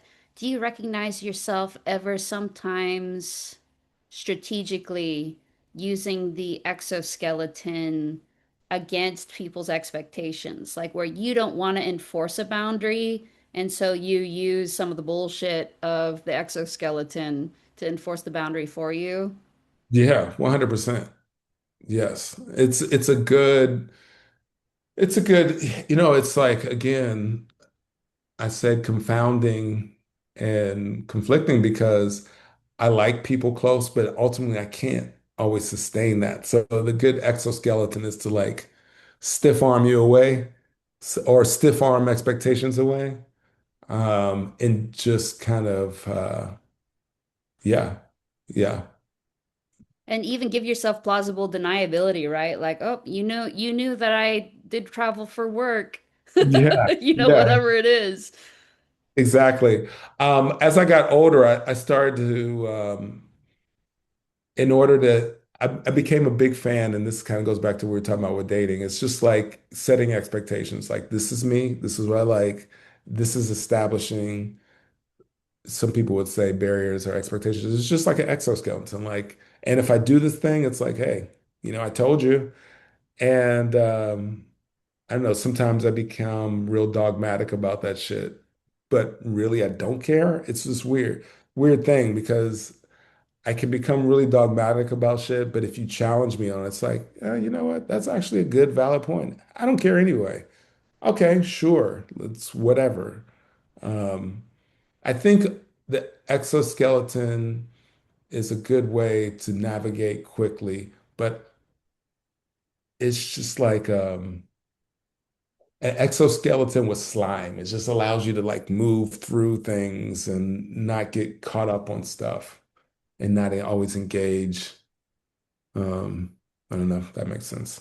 Yeah, it does, but why do you want the slime and to not get caught up on stuff? Like, what is the thing that you don't like about Uh, getting I caught up on stuff? um I think so.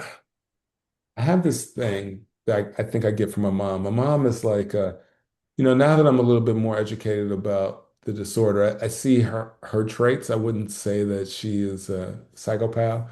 It's funny. I gave her my diagnosis. I was like, "Hey, your son's a psychopath." She read it. I don't even know if she read it. I just sent her the psychological evaluation report, and she never even said anything else about it. But my mom is very much the type of person who just like moves forward all the time. I think she's like a shark in that way. You know how Mm. sharks have to always move? She's not a very reminiscent person. My father died, like I said, when I was young, when I was less than 6 months. And I could ask her about him, and she just was like, eh. She wouldn't even share a lot of details. So it's just like, just keep moving. Just move. Just move. Like a lot of reflection and reminiscing is that's just for the birds. Like we live in this moment, always be in this moment. Or, keep an eye to the future, if you will, but like looking back, it's just never been a thing. And it's funny because my grandmother is the opposite. So if I wanted to learn stuff about my mom, I mean, about my dad, I had to ask my grandmother because she was very backwards looking, not backwards, but just like she had a great memory and she would tell me those things. So to answer your question, I think I don't like getting caught up on things because I don't always want to like sit and think about it. But as I've gotten older, I've become much more comfortable and I do enjoy sitting in things and um, so I've tried to move that exoskeleton into becoming more of a skeleton and engaging with whatever it may be that I was just previously just brushing aside and just in an effort to keep moving forward and just keep moving and try the next thing and go the next place. Can I say something about like it's a little bit of characterization of you? Yeah. This that makes more sense to me based on what you said at the beginning about your curiosity being one of your dominant internal values that you have for yourself is like why like curiosity and just keep moving. There's some overlap. You can for sure see some overlap. Keep moving often leads to new things, and that can be Yeah. like a satisfaction for your curiosity. But there's also things that the keep moving does not allow for, and probably some of the shallowness in your exoskeleton use did not allow for it too. If you're too long, in the exoskeleton of the NYU going economist or whatever, or if you're too long in the exoskeleton of, let's say, you're not inherently monogamous, if you're too long in that exoskeleton, like there's probably just like a sense that the curiosity is like dying a little bit, Yeah. to maintain that exoskeleton. You're sacrificing the curiosity in favor of the exoskeleton, maybe. I mean, slowing down, I think there's a lot of truth for that, first of all. Um, Slowing down and not moving forward is, I feel like a lot of people with our disorder talk about the boredom, right? Mm. That is when, like, being in this relationship with this woman has been very beneficial in a lot of ways. She definitely tethers me to a more regular, um, normal, air quotes, normal existence. And that's been rewarding in ways that I did not necessarily know was possible. but it's also so deeply boring and trying. And that's why, I mean, that's another reason why I keep trying hats because I get bored with everything. I moved from, this drug dealer dude to try to be this economist to then moved into finance, then moved into tech, and then I did a startup, and then I can only sustain for so long before I will crash and burn. So my life is a lot of ups and downs. And, sustaining long things, being a father, being a partner, by far the hardest things out of all the wild shit I've done in my life because it's just sitting still and not moving. It's even the thought of it is so hard. And it's crazy because it's so rewarding for so many people. You know what I mean? And that is um it's just the inverse for me. And yeah, the curiosity dies. It's like, all right, I got it. I've been in this relationship. I pretty much know it. I can anticipate all the things she's gonna do. I can, and some part of me like dies of that. But then there's the rewarding part of sharing a life with someone, and same thing with my son. Anyway, does that make sense? Yeah, it does. So do you feel like you're cosplaying a little bit in your current relationship, your romantic relationship? Yeah.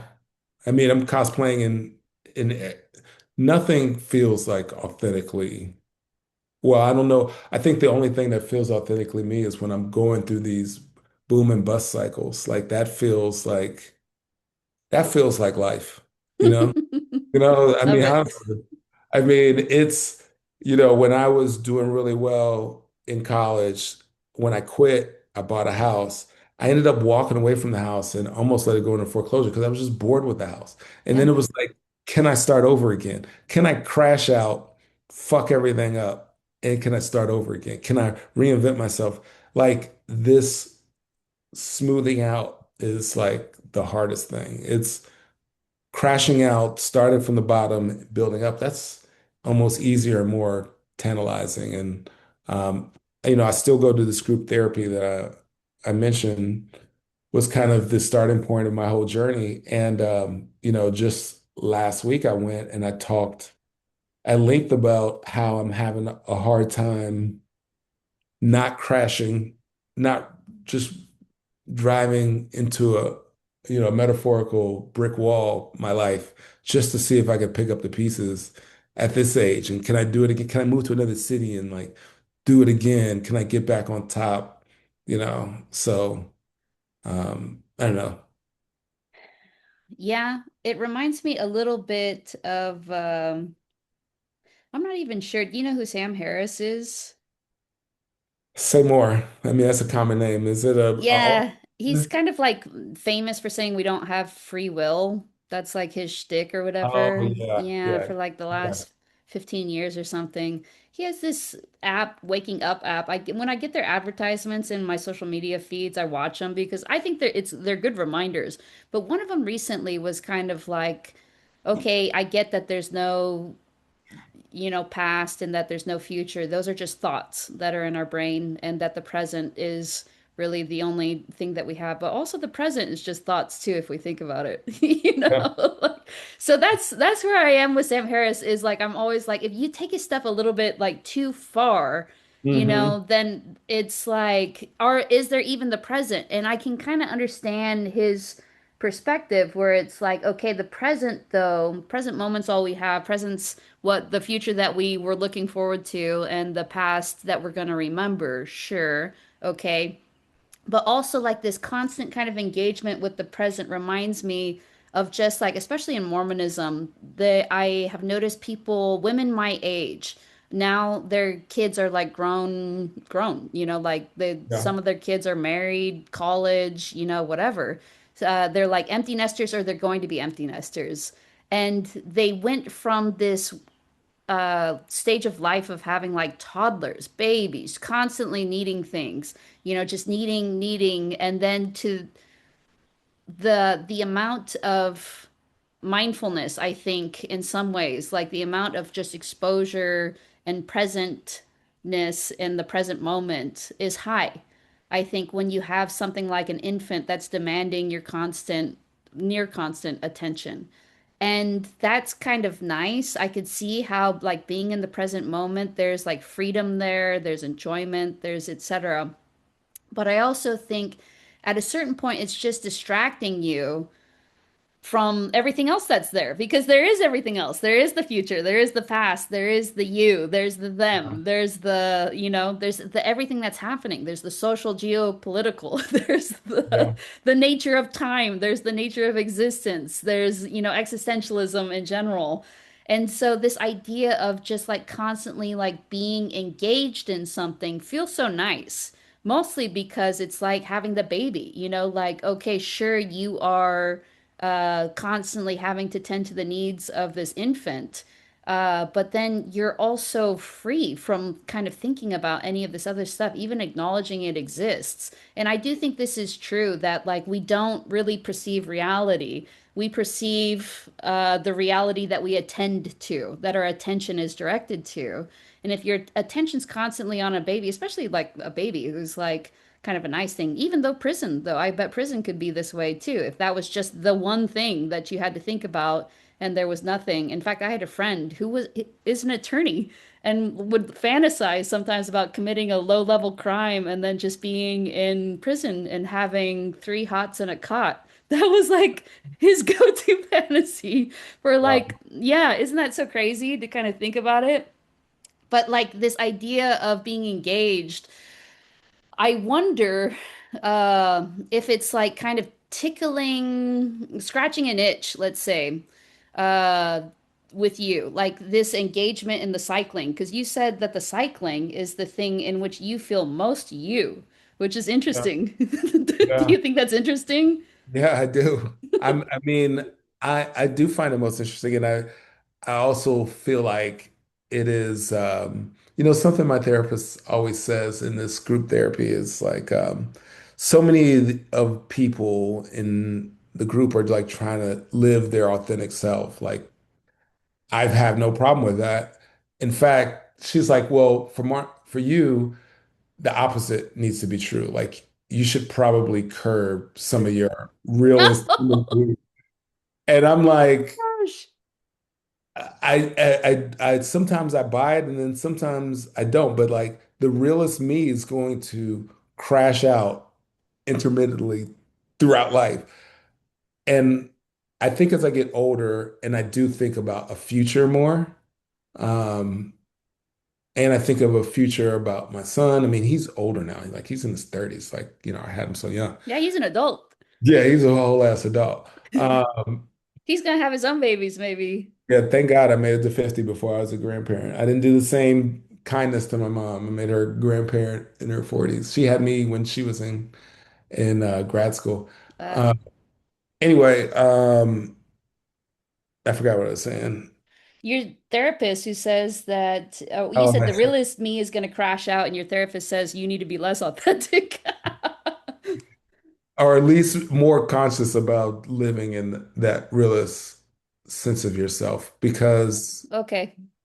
it is, I do realize like I have been very fortunate in my life. Like, I lived a criminal life for a long time and escaped it without any real physical harm, no criminal harm. I have like driven myself to being dead broke, just, and I've bounced back. I've always found myself in a good enough career, but I always could have been better. I've always, because it's so hard for me to sustain doing well. I can do well as a challenge. And then when the challenge is boring, then I'm out. Then I'm going to crash out and I might get fired. Um, so I realize like my realest self is good, but I do need to curb some of those things. As I get older, I'm more at peace with it. So that's why I'm like trying to be, even with an adult child, trying to be a better parent, like trying to be a better partner, trying to. not look at it so much as cosplay as like, this is a choice. This is the choice. This is the result of your choice. It's just like if I ever would have got in a lot of trouble, when I was selling drugs, I always told myself, well, you made this choice and I will live by this choice. The same choice, the same calculus I did when I choose to be a partner, to be a father, just deal with it. Like, so I'm making this choice to curve some of my worst tendencies, and I am rewarded. Now, the downside is, it is very boring sometimes, and I know I can be doing more, but also as I reflect on my life, I see some of my peaks have been undercut by these tendencies, these preferences that I've allowed to be realized that crash me out. So I am just curious, can I reach a little higher? You know, can I do something new if I curve? Like as a younger person, I felt like these things helped me strive to achieve these great heights. But again, they ultimately undercut me. I'm just wondering if I can sustain it a little longer to reach a little bit higher before I just like, I don't know, don't work anymore, or, something like that. Like I just want to see what else I can do if I curb and be a little bit more in control of some of these tendencies that lead me astray. Yeah. And what does your intuition say to you about that? Probably won't be able to do it, but That's my I, guess. yeah. If you were gonna do it that way, then you would have done it all already. But are you open to the idea that you can do it a different way? What do you mean? Any other different way? Then those two, that dichotomy of curving myself or like, Crashing yeah, out? um, I mean it, yeah, yeah, I'm open. I don't know if I spent enough time to like flesh it out. I kind of do feel like it's this dichotomy. I've Uh, heard it so many other times from so many other psychopaths, is why I'm like, don't feel like I need the details. I mean, it's just a thought, but I can pitch it to you. Do you want to be pitched? sure, pitch it. Yeah. So I mean, I see it too in my girlfriend. My girlfriend's therapist, like, thank God for him for a lot of ways. But he also kind of like gave her in a way too much like here's the goal, like, and this is the way to reach the goal, right? And it's like how do you get from A to C? You have to go through B. But is that the only way to get from A to C? Mm, You're is it? smart. I know you're gonna come up with something. I don't know. You got me. I mean, can't you go backwards? Can't you go through like Z, Z by Oh X? yeah, yeah, yeah. I Like guess how I'm. for how many years have you been trying to get from A to C through B? Yeah, for a long time. Do you think it's going to change? I guess I just keep thinking like if you just try, if you just do something a little different. But you know what? You're right. It doesn't work. Well, here's what I'm saying is like if you want to try, keep trying. If you think that there's still something where it's like, I've never given B, like this angle, then I would suggest try that first because that's certainly like the easier thing if you can do it. Yeah. And Uh, I don't think it has to be like, I mean, this is just trial and error, right? We've been doing trial and error. That's basically humanity or whatever. I don't think that there's an answer to this. I'm just saying that there's actually two ways to do it. Maybe even more if we start like bending time and space or whatever. yeah. I think sometimes I have a very linear way of thinking. Yeah. You know what I mean? So yeah, I think sometimes I do get caught up in just that way. Like this is how you do it. Maybe that's the part of being over socialized and in that particular way of approaching reality. It's like you just got to go through it this way. Well, can I say something about this in Gen X? Sure. I think this is the Gen X in you. That is like you guys were just like so hammered with this is the thing and whatever that like you're getting it so hard from all sides that I mean, compare yourself to like your son, for instance. Would your th son think the same way that you do generationally about Fuck this? no. No, Fuck isn't no. it crazy how different? Yeah.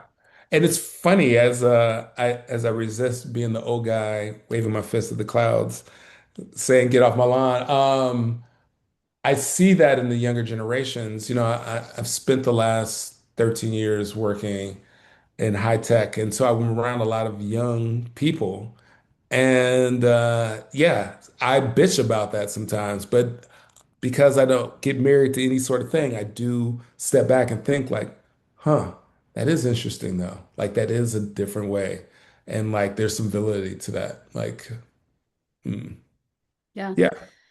And I mean, I think about generational stuff like quite a bit because even now there's like this meme that has been like that I keep thinking back. Somebody posted in like the Discord under hashtag memes where it's like it shows like a picture of like a mosquito or something. It's just like a very rudimentary drawing landing on somebody's arm, then they smash it and then they like wash it with soap or something. I think it's about the original diagram I think is supposed to be about dealing with mosquito-borne diseases. Hmm. Like what happens like when you do get bit by a mosquito or something. But in this kind of reworking, they're like, it's a thought. A thought lands on you, smash it, wash it away. And it's like this idea that is so prominent in just wherever you see it that we can't trust our thoughts. And that was not the way I was raised. The way I was raised was we didn't even have an awareness of our thoughts or our feelings half the time. You know what I'm Yeah. saying? Like generationally, because I'm a cusper. Like I am just younger than you by like four-ish years or so.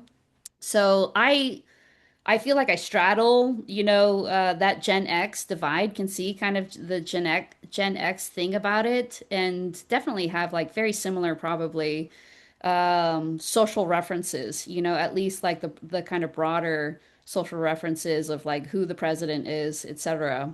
Kind of growing up through AIDS, like all these different kind of perspectives that would have shaped it, but also having like the generations before us be like the in so aware of the thought of like an existential crisis in the form of nuclear holocaust, Yeah. where it's like we don't really have the luxury of thinking about our thoughts. We don't Yeah. really have the luxury of thinking about what is the nature of our feelings. Like we really have to kind of like this is the most Gen X part of me, is that kind of this idea of productivity and excellence and like make the thing happen and not like a lot of bandwidth expended upon things that are not obviously productive. This is not Yeah. an obviously productive thought. It's not an obviously productive Um, feeling. And so, like, why kind of like delve into it a little bit? I think is like a Gen X tendency I see in myself for sure. And like, wake up every day thinking I've got to be productive. I've got to like have these particular things, live this particular life. Luckily, I don't have that much of a like a wanting to collect things, collect items or whatever. But like a lot of, I mean, you probably have memories of this, and or you can like tap back into like times in which you felt really um, kind of engaged and satisfied, like very fulfilled, very sense of like meaning and purpose in the moment in which you engaged in that particular activity. Do you remember anything like that? yeah. Yeah. Of course. You Plenty. have like, well, it sounds like your group therapy, you feel that way often.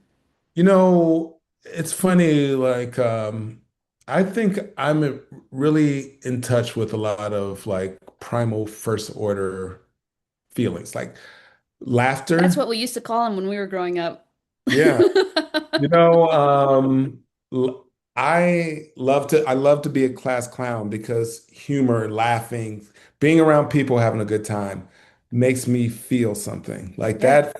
that in a life of black and white, being in laughing places is like that big splash of color. So I love joking around and I can take a joke and give a joke. Like that is the through line throughout my entire life. That I am always a heat-seeking missile towards a good time. Um, it's that is a constant. It's funny. So in my eval, my therapist kept trying to, after I took these tests, I was very open about drug use. Like I like using drugs. I've never been addicted to any drugs. I don't know. It's just, again, it's just sensation seeking. Um, I just love a good time. So I'm always drawn to places where we're having a good time, drinking, smoking, blah, blah, blah. I can't smoke weed anymore. It bugs me out. But yeah, if there's anything I can identify in my life, it is all these points of having a good time.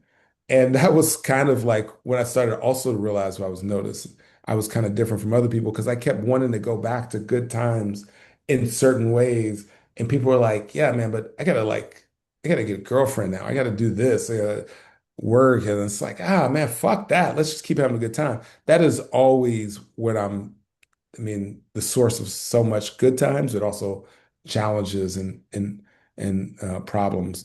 But I do want to go back real quick to the Gen X thing. A big part of me being drawn to economics because I originally went to college.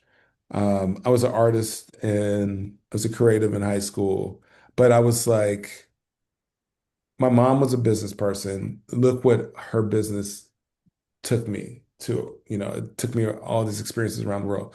So I love drawing because I love doing landscapes and portraits, and I was pretty good at it. Um, but I was like, you can't make money off of that shit. So I went to school for architecture. Then I realized, oh, this isn't drawing. This is like some bastardization of it. Then I went to sociology, and then I took a summer course in economics, and the professor pulled me to the side. He was like, "You're too smart for this, and you're not going to make any money if you want to be a sociologist. Why don't you be an economist?" And then I mean, the underlying theory of economics just comes down to maximizing utility. And so that is like the most boomer Gen X thing ever. And like, it made so much sense to me. It was just like a calculus problem. Like, we are here. How do you maximize utility? How do you get the most bang for your buck? And so that I just adopted like economics, like the Venn diagram of me as a person in economics was so big, it just glommed onto me. And like I excelled and did really well once I found this thing that made sense to me. But like I approach to this day, I'm always thinking about maximizing utility. And economics itself, especially at that era, was not about, thinking about these other things. I mean, that's kind of you know, I know people have feels about capitalism and, rightly so, whatever, but like it is not about how someone feels. It's about maximizing. And it's the pursuit of that that leads to negative outcomes. But like still maximizing, like that's so in me, it's so ingrained in me. And it does crowd out other things and other thoughts and other feels or opportunities for feels. And like, I don't know, that's very much me in a lot of ways. Yeah, I guess kind of like what I am hearing, and do you think that this is something that maybe your therapist has even said to you, and maybe you've forgotten the same way you forgot when your teenage therapist told you you were a sociopath? Which I don't think we told that story on the recording, but I'm sure that whatever. But do you think that maybe this idea of maximizing utility, this is gonna be a total conjecture. Is it okay to give it to you? Yeah, yeah, for sure. Do you think that the maximizing utility is a little bit of an exoskeleton, but that there's something that resonates about it to you, but that you sometimes take it to an extreme in the same way that we take an exoskeleton, we take it and kind of run with it, and it gets a little untethered, let's say, from the thing that it was originally connected to inside of you. And that's what your therapist is kind of getting on you about, is like the ways in which it's become untethered from you and not so much the fact of it itself. Like what, first of all, does that kind of seem like something your therapist has ever said to you? No, that part, Really? she's too hippy dippy. She's kind of hippy dippy for that. Like she's Uh-huh. talking, I'm trying to think of the word, when you get, I'm not very good at spirituality. When she gets very spiritual, I kind of like zone out. But functionally, I think yes, in a way. Like she is thinking about reeling that back and getting in touch with a deeper sense. And I'm just like, you got to like keep pushing. So I think she's never said it that way, but when you say that, I think I can glom that on to her message to me in a way that I do block out, honestly, because I'm like, fuck that. I don't want to do that. But yeah, to answer part of your question, absolutely, that shit becomes a runaway train for me. And I do have to reel it back and just take a step back and just excel and not just be married to this exoskeleton approach, this simplification um, of how to exist. Well, I think anything can kind of become a runaway train, Yeah, if it becomes untethered right. from which this tethering language I learned from man, I forget what name we gave her.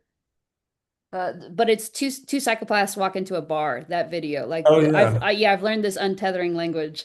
So I Hmm. think when I think of, for instance, like in music, like I can think of stuff like, for instance, practice your scales because scales are going to help you be good. Can that become untethered? Can the scales themselves become the object, the fixation, the, the goal, and it becomes untethered from its original meaning, which was so you can play music easier and better and sound better, but actual music, not just the scales. Like that sort of example. Uh, do you think that this idea of maximizing utility is kind of like that for you? That's how what you mean by, I forget what you said about the train. The train's Runaway train. runaway train. Yeah. Is that how it feels to you? Like this thing that did provide you utility Hmm. has now become maladaptive? Yeah. And we talked about some of the different cycles of my life. I think something I always felt proud about in retrospect is like not becoming overly dogmatic about shit, even though I will slip in and out of dogma, but giving up the fast life cycle before it goes bad, like giving up. I don't, when I was so married to, I got to get into an Ivy League or an Ivy League adjacent school. I got to, that wasn't really truly for this. That was just totally, it became this runaway train of, I need to produce this status. I need to signal this other thing. So it's like, I do get to a point where I can pull back and become self-reflective, but oftentimes that's after the fact, like things Yeah. have become.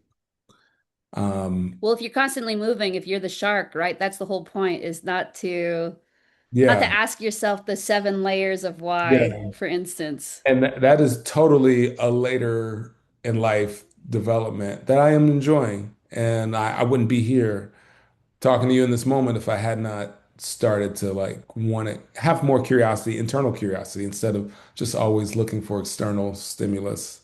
Yeah. And can I just to kind of like shortchange this a little bit?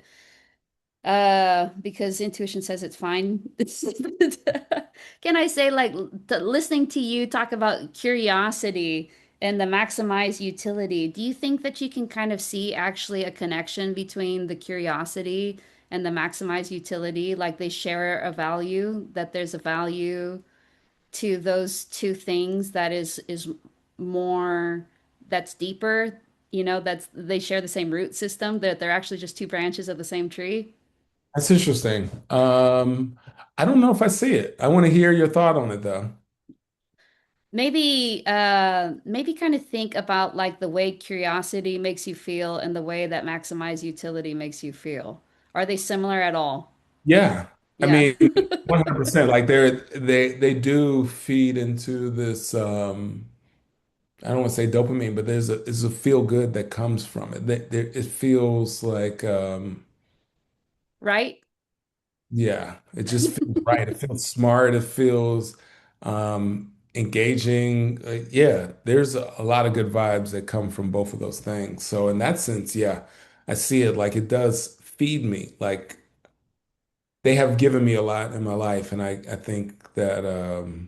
I keep seeking those for those reasons. Like that surefire enjoyment comes from for fulfillment, enjoyment, satisfaction definitely comes from those things. And this is something that's unique to you. Like your partner maybe doesn't feel this way about maximizing utility or No, curiosity, no, right? no, Yeah. no, fuck But no. this is true about you. Like, Yeah, and there's a deeper truth there about you and the connection that those two have and the fact that you feel personally connected to this deeper truth. yeah, yeah. It's funny because we are very different in a lot of ways, and I find that interesting.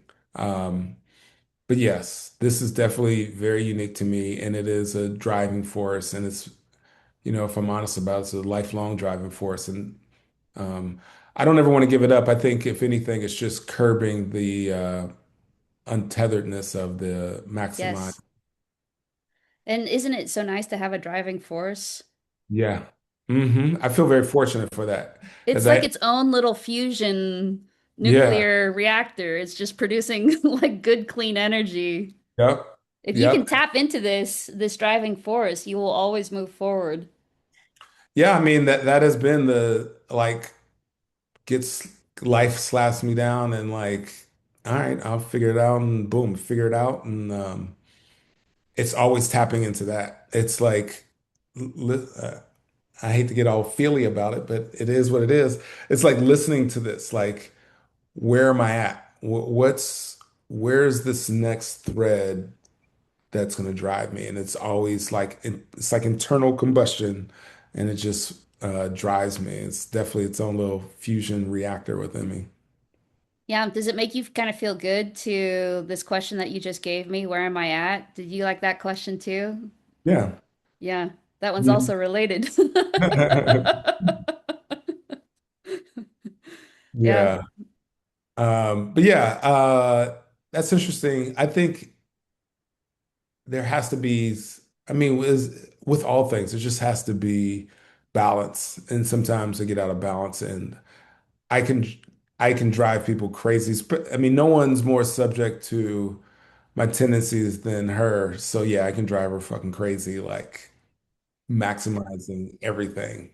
You, So, you know, the thing though, I often feel like you've maybe heard this like in the medical world where people are like they're just treating symptoms. They're not treating root causes sometimes. And oh sometimes yeah. I worry that even like our partners can be like looking at symptoms and the Hmm. root cause is like I think that this is kind of a Gen X thing too. No offense to all Gen X people. But No they offense they have a taken. tendency to like take symptoms, you know, and symptom, like a superficial kind of approach to things where it's like I just need to, you know, like maximize, or we just need to stop talking about genders, or you know, where it's Hey, like don't put the gender thing on me. I will say this. For I obviously I grew up in a I certain would environment. never put the gender thing on you. Yeah, I'm because not saying that I'm just I know, saying I know. that I'm just they're teasing. like, I'm is just this a teasing. helpful thought? Is this a productive thought to talk about genders? And they say no. Some of them do, you know, Yeah, and because you're constantly filtering information through like this lens of productivity, you yeah, know. yeah, yeah, yeah. But what happens when we filter information? You lose some stuff. Yeah. You don't make the right choice all the time.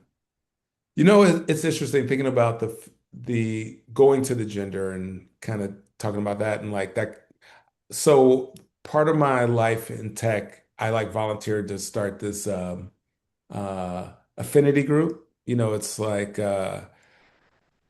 the company we're at, they didn't have any affinity groups, and we had this one that was for just all people because we didn't have anyone. But it was like me, a couple of queer people, and in my diagnosis, I identified as queer because I just really don't care. I mean, it's more of that than like anything. I would if I were to ever anyway. Let me finish my story real quick. Um, it became more of a black thing because just there became someone started a queer affinity group, a women's, and old people, and blah blah blah. And I became, because eventually became the head of the organization. I became like the mouthpiece to senior leadership. And it was so challenging for me to hear younger generation people talk about some of their real, or this is my words, not theirs, imagined of things that they were offended by. Because I do have that filter running in my, that Gen X filter is like, this is just a job, man. Like, fucking bite your lip and get it done. At the same time, like I feel for them, but it's also like I personally like my generation. Everyone should like their generation. I think we have a good balance between millennial outlooks because I'm not like Barack Obama Gen X. I'm younger. So I have a lot of relationships with younger generations, and like I said, I work in tech. I work with a lot of young people. So I have an affinity for the freedom and I want to say the fluid way that they see things and act and present. I appreciate that, and I realize a lot of the oppression that was present in older generations has a lot of negative outcomes. And so I welcome broader expressions of whatever, sexuality, gender, whatever. I think that's for the good, not for the bad. But taken to the nth degree, and then you get to like cancellation shit and just like um all these like I said, real or imagined things. It's like it's problematic at some point. And so at sometimes I will lean into that Gen X, and I had to eventually stop being a leader because I couldn't, as the organization got younger and I got older, I was like, I can't keep doing this shit because some of it is just too much for me. Yeah. Um, I don't know how I got on that tangent, No, but I know how you got on it. Because like yeah, this idea of it being problematic, it offends the part of you yeah, that is curious and maximizing utility and yes, where am I exactly. at? There's something Yeah. about that like Yeah. rubs you wrong about that tree does not like that. Yeah, yeah. Because it's like, we're here for a And this job. is like your primary tree. Yeah, Yeah, you think it's you're here for a job, but there's something deeper. There's some like value. If you look at a list of values, you might be able to recognize which value this is for you. yeah. They have like little tests too. I can like send you a test for values. I hesitate to kind of like tell you what your value is my only hesitation. It's not like I'm like trying to trick you or something, but you're like dancing around it like quite a bit. I mean, if you see it, if you see something, say something. It's not going to bother me See one way or something, another. say something. That's what they Yeah. say on the subway. One of the things I hate most about my group therapy is because it's with so many normies, like Mm, they feel so hesitant to just say shit, you know? Now that is, you want to talk about a generational thing. We just say shit. Like, yeah. just throw it at me. A, generationally, you're not going to bother me. And B, ASPD, you're not going to fucking bother me. And I like to interrogate it and question it and like pick it apart. I think that's I interesting. bet you do. Yeah. I bet that's part of your tree. Yeah, 100%. And I hate that people won't do that. I hate that disagreement, or just not disagreement, just like differing outlooks is like so challenging for people to interrogate and tease apart and discuss without it, devolving into some bullshit, which is a shame. Yeah, because they have an emotional connection about Exactly. something that's different than the thing you have an emotional connection about. Like it's in conflict. There's a Yeah. true conflict that these people have with regard to something that is like a core value of yours. Interestingly, when you said it's funny, I wrote down too that you like good times, but my intuition tells you good times is a totally different value, that you have at least two values that you've mentioned that are like very strong for you, very driving force, both driving forces. Or you could say the good times is like a magnet, and that this tree that we're talking about is like the engine, the Yeah, the the good times is like a preference. This is it will always pull you. It's like gravity. And the another other one's like the fusion another reactor. this is a economics framing is needs and preferences. So I like, love economics framings. I went to the law and econ law school, oh so yeah, yeah, you're yeah. preaching to the choir on this one. when I was trying to get at NYU, they were like, we have this new thing where we're mirroring economics and law. You should consider it. I was like, I don't want to be an attorney. Hmm. Uh, I was like, I had to be this economist. Anyway, um, what was I gonna fucking say? Forgot that quick. You said economic theory. I was talking about Oh yeah. magnets. All right. So um, the good times is a preference. Like that is like the sizzle and the curiosity. That is like the steak. That is the heart of it. Like Mm. I can do without good times. I can be totally by myself, chill. I don't always have to do that thing. And the older I get, the more I'm more leaning into that. So like the fusion reactor is definitely the curiosity and maximizing utility and the laughter. That's just like that's dessert. That's so fun. I love that laughter thing though about you. I think that's probably the thing that your partner loves the most about you. Yeah. That is the part when I don't do that, and that is, I think that was one of the harder things for her to understand when we started living together. It's like I'm not always that person, Yeah. that gregarious, good times person, and then it leads to like the inevitable. Is everything okay? And it's like I'm just fucking here. It's fine. Yeah. Um, yeah. So, That rub hurts your tree too. It hurts your engine. well, when I get to something like that sort of question. Well, I think in general, this is what I say to everybody is that I don't think it's sustainable to mask at home. Oh yeah, shit, fuck that. No, that is something that thankfully, I mean, the hardest thing for her when I got this diagnosis, because we were already very deep in our relationship, was she always felt like you're just right around, the destination is right around the bend. And then to get this is to realize like, yeah, it's not. I'm just not that person. Mm, And also, by the way, now that we know this, and as soon as I started reading these books and whatever, I was like, oh, fuck yeah, this is me. And then when I brought that home to her, and I was like, you know what? These things are probably going to change because the mask at home is no fucking way. Like, that is such a deal breaker. And that was kind of hard for her. And sometimes she still like feels like she has to tiptoe around it. I'm just like, are you okay? Because I'm fine. Like, that's your problem. It's not really my problem. And you just have to accept that this is what it is. And yeah, the mask at home is challenging. yeah, I think that Deal breaker. this idea of accepting things as they are, does that resonate with you? Oh yeah, because there's no other way. Like I very much consider myself a material realist, a realist materialist. Hmm.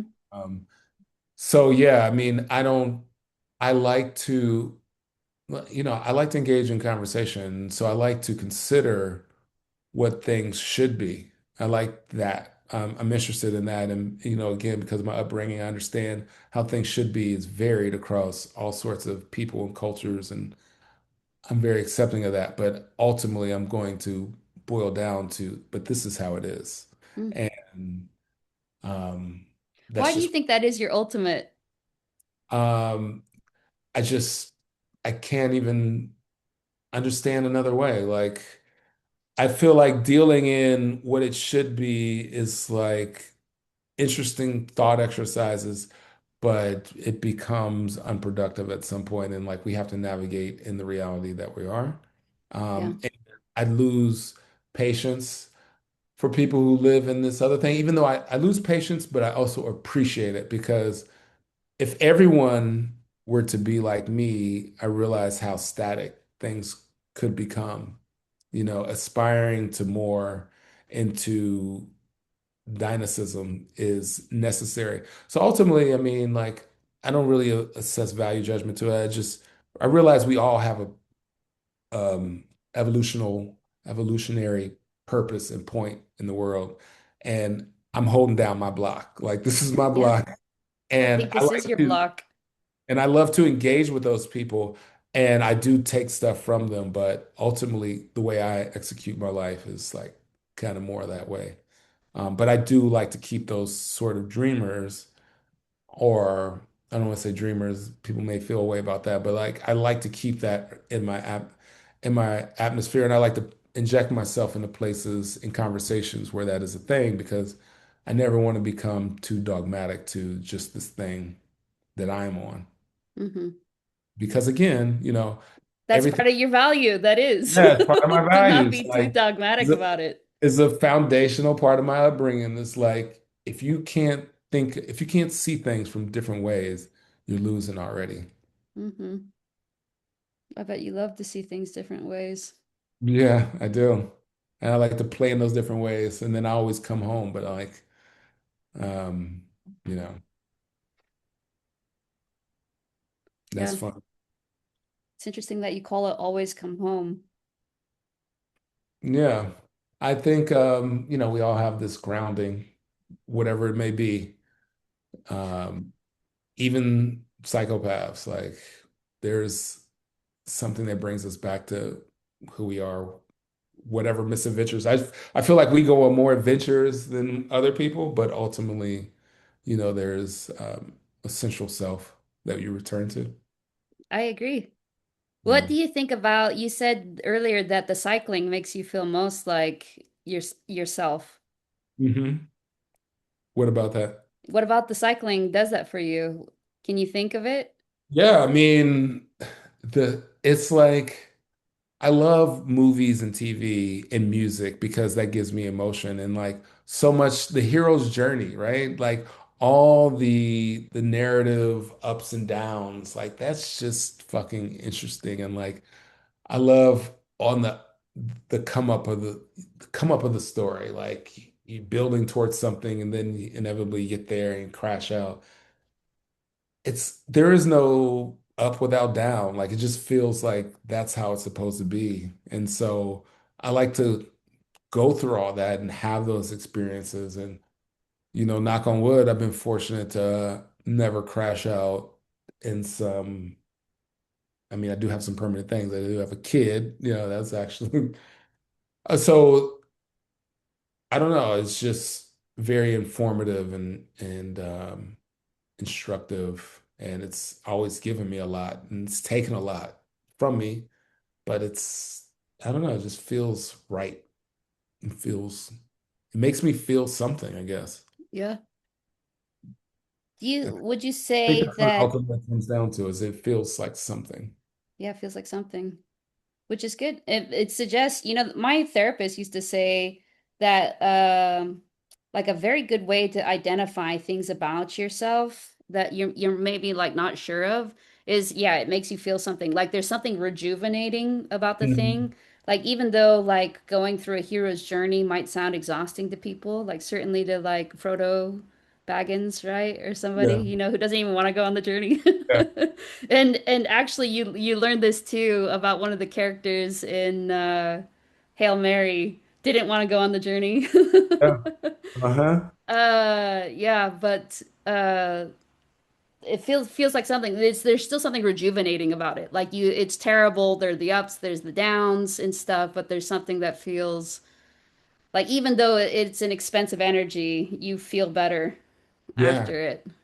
I can't imagine not do excuse me. I can't imagine not having that. And I think That's a deal breaker.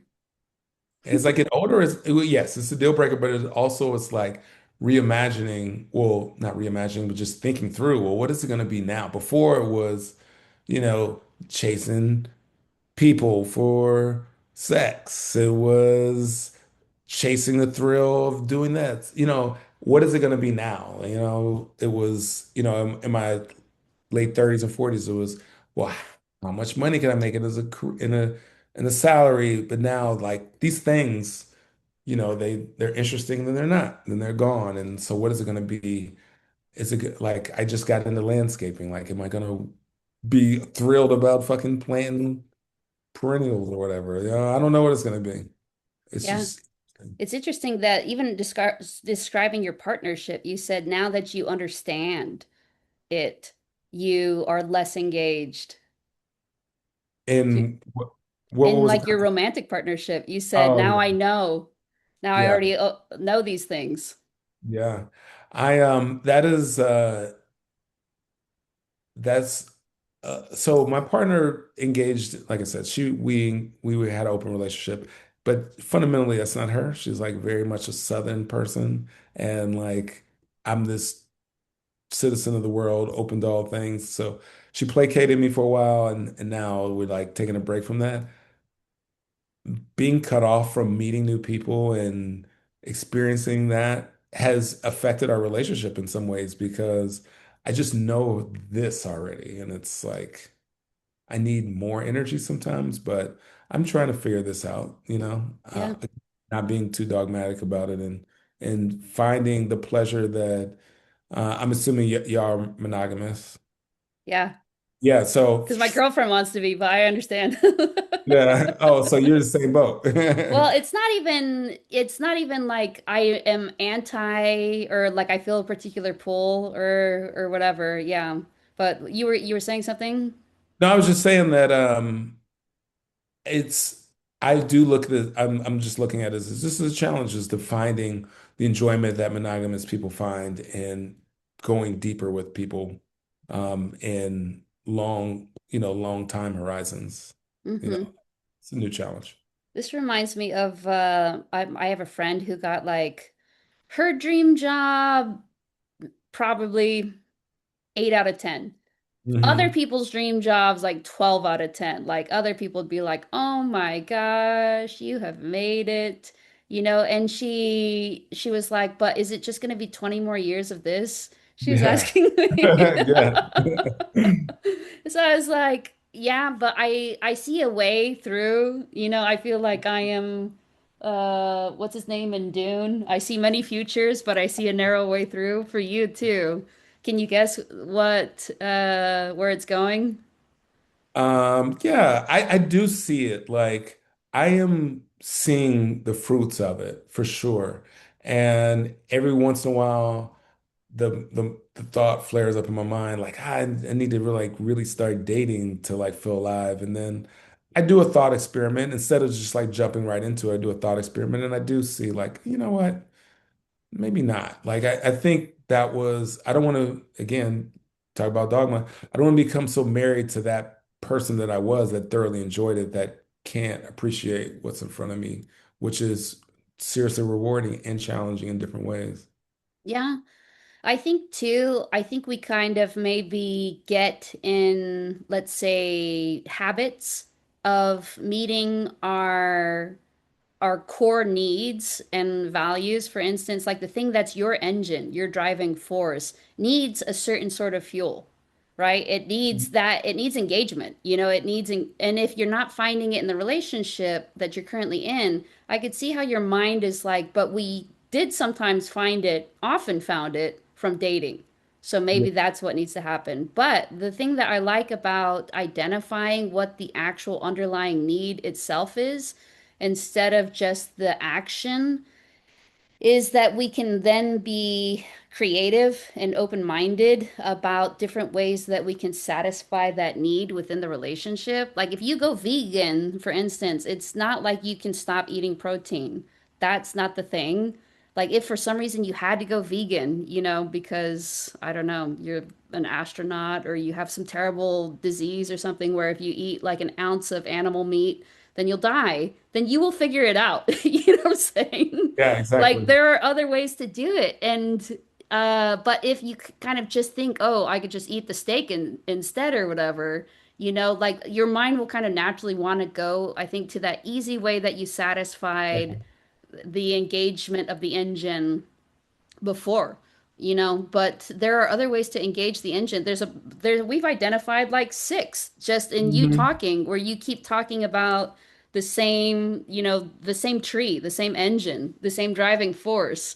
That is your like probably your most core value, it sounds like, or at least it's the one that is the motivating value Right. for you, the most motivating for you, and makes you feel other than good times, makes you feel like, as you said, that's like the necessity. The good times is like the dessert, but this is like the thing that you need. It's the thing that makes you feel okay with Yeah. with your life.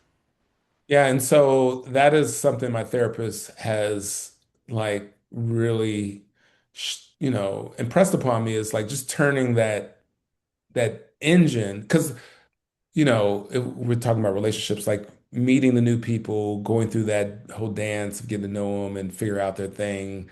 That's the desserts. That's fun. That's the good times. But the curiosity can easily be refocused towards building within what I already have. Like, kind of to what you're saying is like, I'm just going back to what previously was so enjoyable and thinking like I need to do that again. I'm thinking about going back and eating that steak when I know I need to be a vegan and thinking that steak is the only way that you're ever going to find enjoyment, whereas you could find enjoyment in some, vegan dish.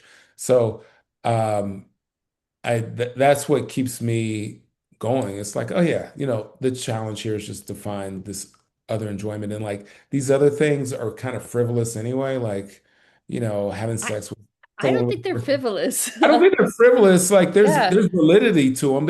It is legitimately fun meeting and dating and understanding how someone else ticks. Like that is eternally going to be interesting. But there's also just like the cost benefit thing. So Well, ultimately, this is why I think it's so important to kind of separate the action because like these things really are feeding you like in a way that's 100% necessary. So I really hesitate to have you like I mean like you can do it of course whatever you want, but I would hesitate myself if I were kind of trying to like downplay certain of my behaviors that are so close to a deal breaker. Like it's so close to a deal breaker that like I mean they like the behaviors are meeting the deal breaker, you know, and this is a deal breaker. Like we don't have to kind of be sad that there's a deal breaker that we have to like we I don't feel shame or any type of way that I have deal breakers in my life. Like they're just like oxygen is also a deal breaker, you know, right? Yeah, like nutrients, macronutrients are also micronutrients are also deal breakers. Like we find ways to satisfy these deal breakers, but to kind of like downplay it and be like, oh, sure, I eat like 3 times a day, but I bet I could. I mean, some of that's dessert. I don't really need to be eating all that stuff. I mean, well, yes and no. You actually do need to be eating all that stuff and or find something that replaces it. Like you yeah. can't just cut it out without having anything to replace it. Yeah, I think that latter part is maybe what I was doing a poor job of describing is just like finding a very acceptable substitute, like Yeah. more than one way to, Even better, an even better substitute. There's only one way you yeah, can go with this, and it's that get an even better substitute. right. And, to be fair to my partner, like I am legitimately finding a lot of that as long as I like sit in that moment and think about it and not just default to what has typically been the thing. Like, I am finding good substitutes in deepening because again, a, lo- like again, I'm still talking about relationships. If you're a good polygamist, you're not just, I mean, there's no good or bad. You can be transactional with people. That's fine. That's what some people want, and that's perfectly fine and acceptable. But there is something good and enjoyable for me, at least. I'll speak from my POV about deepening the relationship. And I've had deep, E&M relationships, but there's only so much time in a day, and like some people operate with like a kitchen table mentality. I'm like more in a hierarchy. Like I like having a primary, and I like to be able to I like to spend time and deepen the relationship with the primary. And I'm finding that even if I wanted to do something else, it is, it's in, I'm getting to the point in my life where it is a poor substitute. So I'm Mm. enjoying leaning more into teasing out and interrogating and exploring a primary situation. And it's just, maybe I'm just moving on to another phase. But if this fell apart, I would just be right back out there again. And I'd be okay. And that's fine too. Yeah, sounds Uh, good. yeah. So, yeah. What do you think you like so much about reality checks? What I think I like feeling the feet under the ground under my feet.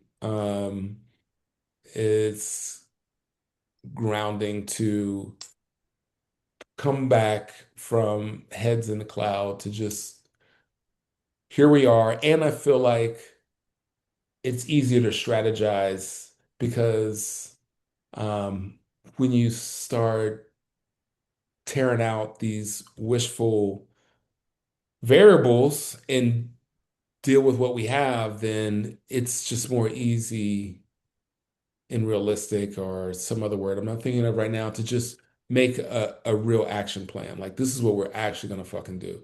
And we can still strategize to like reach a reasonable approximation of what we were dreaming about. But here's where we're at. And that just feels like actionable. Like we can do this. So um again, I do operate with, you know, goals that are beyond my reach, and I strive for those, but I do like to also understand where we're at now and strategize towards getting there. So that's what feels that's what I get from it, and that's how I you know navigate that. What do you think your like former economist self would say, like PhD would say, if you had to like write is it the dissertation Yeah. about why is it so powerful to meet reality where it is? What are the mechanics of why it is so much more powerful to meet reality where it is than to do something that's not meeting reality where it is? Why is it so powerful for to Yeah. me? What are the Good. mechanics of it? Hmm, a good question. I don't know if I have a ready-made answer for that one. I have to think about that one. Like why you've used some words recently, like in the past 5 minutes, that it's actionable. Yeah. Well, I mean, the mechanics are like uh, variables. Okay, so variables just create, if you stack variables on top of variables on top of variables, it becomes unattainable to like, it's just not realistic to move. I think that's where you run into analysis paralysis, right? And so if you exist in a world where there's a finite amount of time and a finite amount of ability to execute X, then you have to pull back and reasonably assess the situation, um, provide some level of variability, but keep that in a very finite, small number so that you can account for those and again make real decisions. Ultimately, I think in order to have action, you have to properly account for variability and you have to be able to plan for that. And it's just too easy to get lost in too much variability, which is again what I think thinking about things as they should be is. And also, there's this other key aspect I just thought about. There's, I think when a lot of times people negate the precedent of human nature when they think about should be, right? There's Humans have been on this planet for a long time, and have recorded history for a long time. So I think it's very important to refer to that. And I think that's a good way of peeling back a lot of the should be's because, this is just what it is, and we know this to be the case. So let's stop, going off in dreamland. I don't know. Yeah. I mean, so it's interesting. It seems like you said in order to have action, but people can act all sorts of ways. I mean, people do Yeah, act all true. sorts of ways. They act without thinking True. a lot. But what is it about the action that is action that happens when you are meeting reality where it is that seems better to you, that I you mean, prefer? I guess I have to ascribe some level of value judgment. I think I'm Do saying it. good action, right? Yeah, I'm good saying action, it but why? about What makes it good or right or better? productive. Better for Again, you, your preference. yeah. I think it's again we're talking about maximizing utility. If you want to get the most bang for your buck, Uh-huh. I think there are just um, you just have to meet where the rubber meets the road. But is it growth are you trying to achieve, or is it contribution? Like you're contributing to society by making these utility maximizing choices? Or What are is we it talking about, like, me or like me personally? yeah, like what is your preference for this right action, like this smart action, good action? Oh, okay, okay. So if we just pull it back and we're just thinking about from my POV, Hmm. I mean, if I'm honest, first of all, there is no, I don't always operate from that POV. Again, I think humans are very complicated, and Sure. that's important to keep in mind. So I don't always operate from that level of strict behavior. But let's just say I was, then if I'm acting, if I'm planning out, I'm trying to, um, I keep coming back to maximize your utility. I'm trying to get the most production out of X. I mean, I But guess. why? Is it because you feel like we have scarce resources and we should Oh yeah, I mean, be yeah, careful? we have a finite amount of time. We have a finite amount of energy, whatever. So in order to do anything, you should be, uh, what do I want to say? Um, hmm. I think the goal is to get the most of whatever you want. And the actions, the game planning that you're doing, um, needs to be focused on what you see in front of you. I don't know. I feel like I'm saying the same thing. I think I'm missing something here.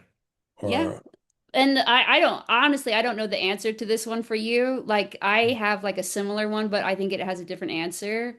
I have yeah. a similar all these, but like the underlying answer, like the seven layers deep answer for me is clarity, where like why do I like why do I like to meet reality where it is? It's not even so much, yours is more action oriented. That's what makes me think that the action part is like an interesting place to explore for you. But for me, mine is like really, it's just clarity. It's like to see like reality, to be in reality. It is very powerful. And I do like that because I think like if you are meeting the reality of even just like, so I think about this analogy kind of a lot. I was trying to undo like a huge jar, of like these pickled whatever peppers, pepperoncinis.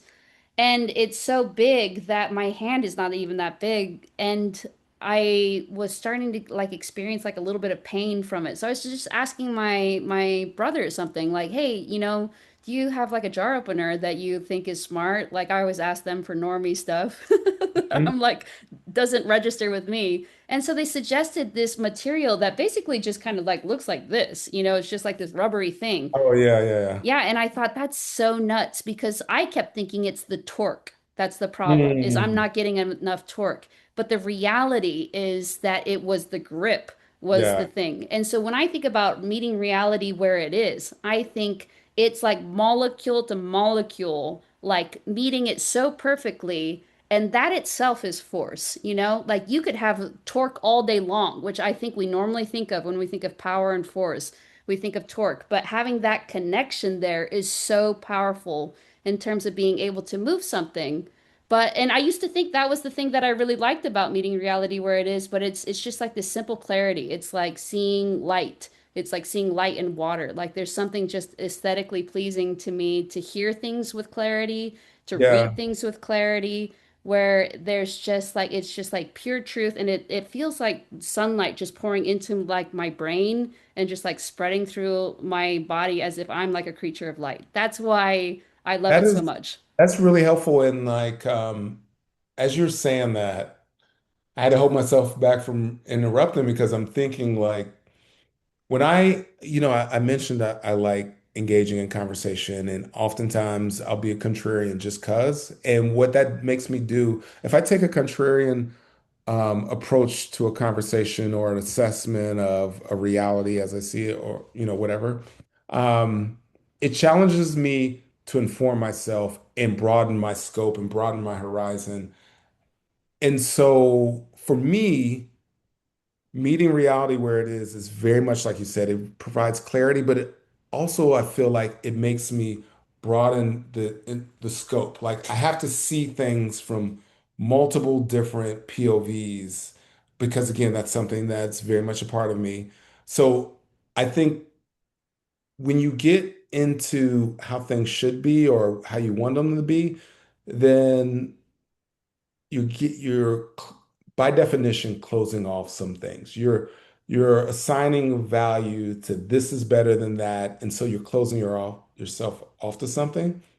And so, and no one's 100% objective. We live in our bodies, whatever, but there is something about lit assessing the situation, doing a little due diligence to kind of figure out, where maybe your personal biases are, taking in information, and then moving or speaking or whatever doing from a point of strength. I think that's what it feels like for me. It feels like a strong foundation to spring forth and go But what is henceforth the and do things. thing, yeah, you like about the strong foundation? Is it like these are things that I've asked intuition and intuition says no. But let me give you some examples of things that it could be. Is it predictability?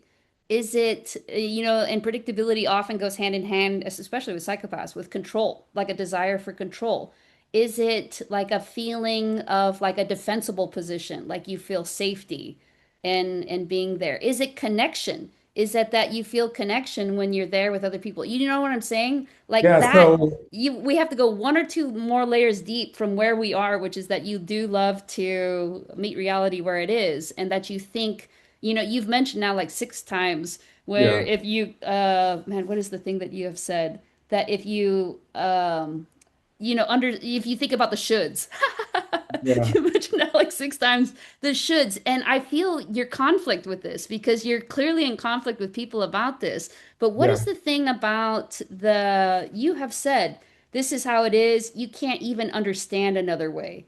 What is it about this that makes it so you can't even understand? You're willing to meet people and try to get their perspectives because that's part of your shtick, is that you do want to get into the multiple POVs and you do want to understand their perspective. However, you ultimately can't even understand another way. A direct quote from you.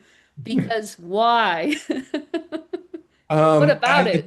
I think in a way, strength, defensive, you said defensible. I Hmm. feel like with a strong foundation is defensible, and you can also be multiple, right?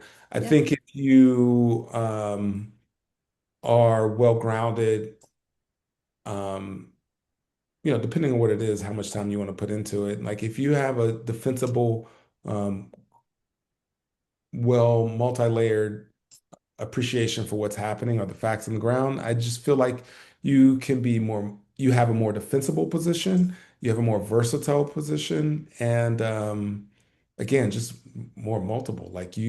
There's just something to being able to um, flow with the punches versus I think my issue with shoulds is I am associating that with ideologues.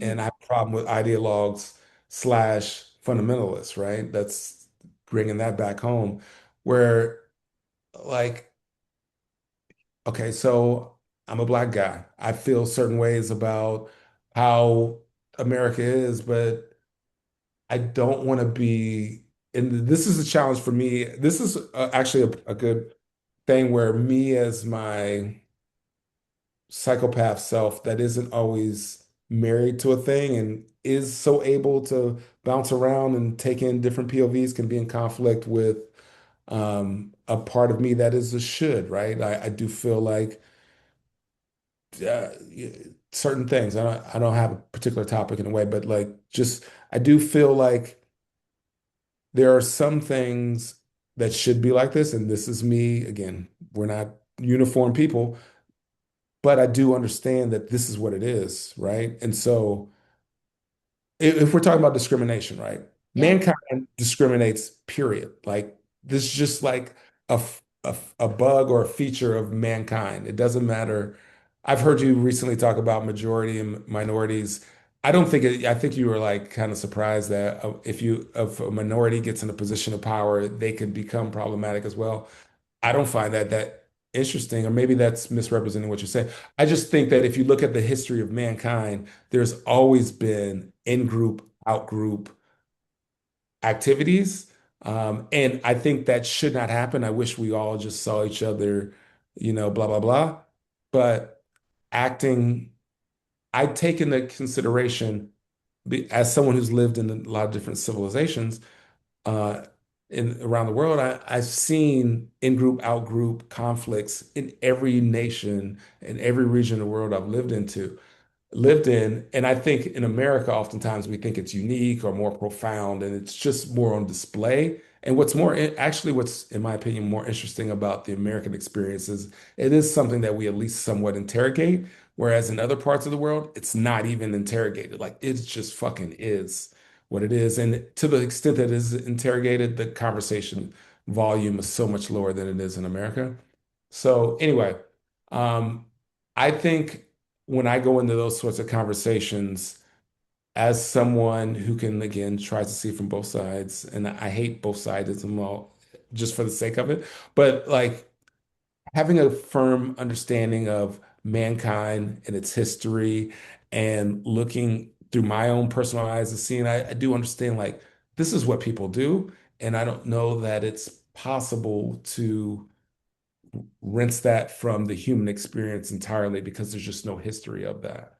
So, um, I don't know. That was one particular example, and I don't think I got into the theoretical deeper layers that you were asking for. Yeah, while you were talking, and I was half listening.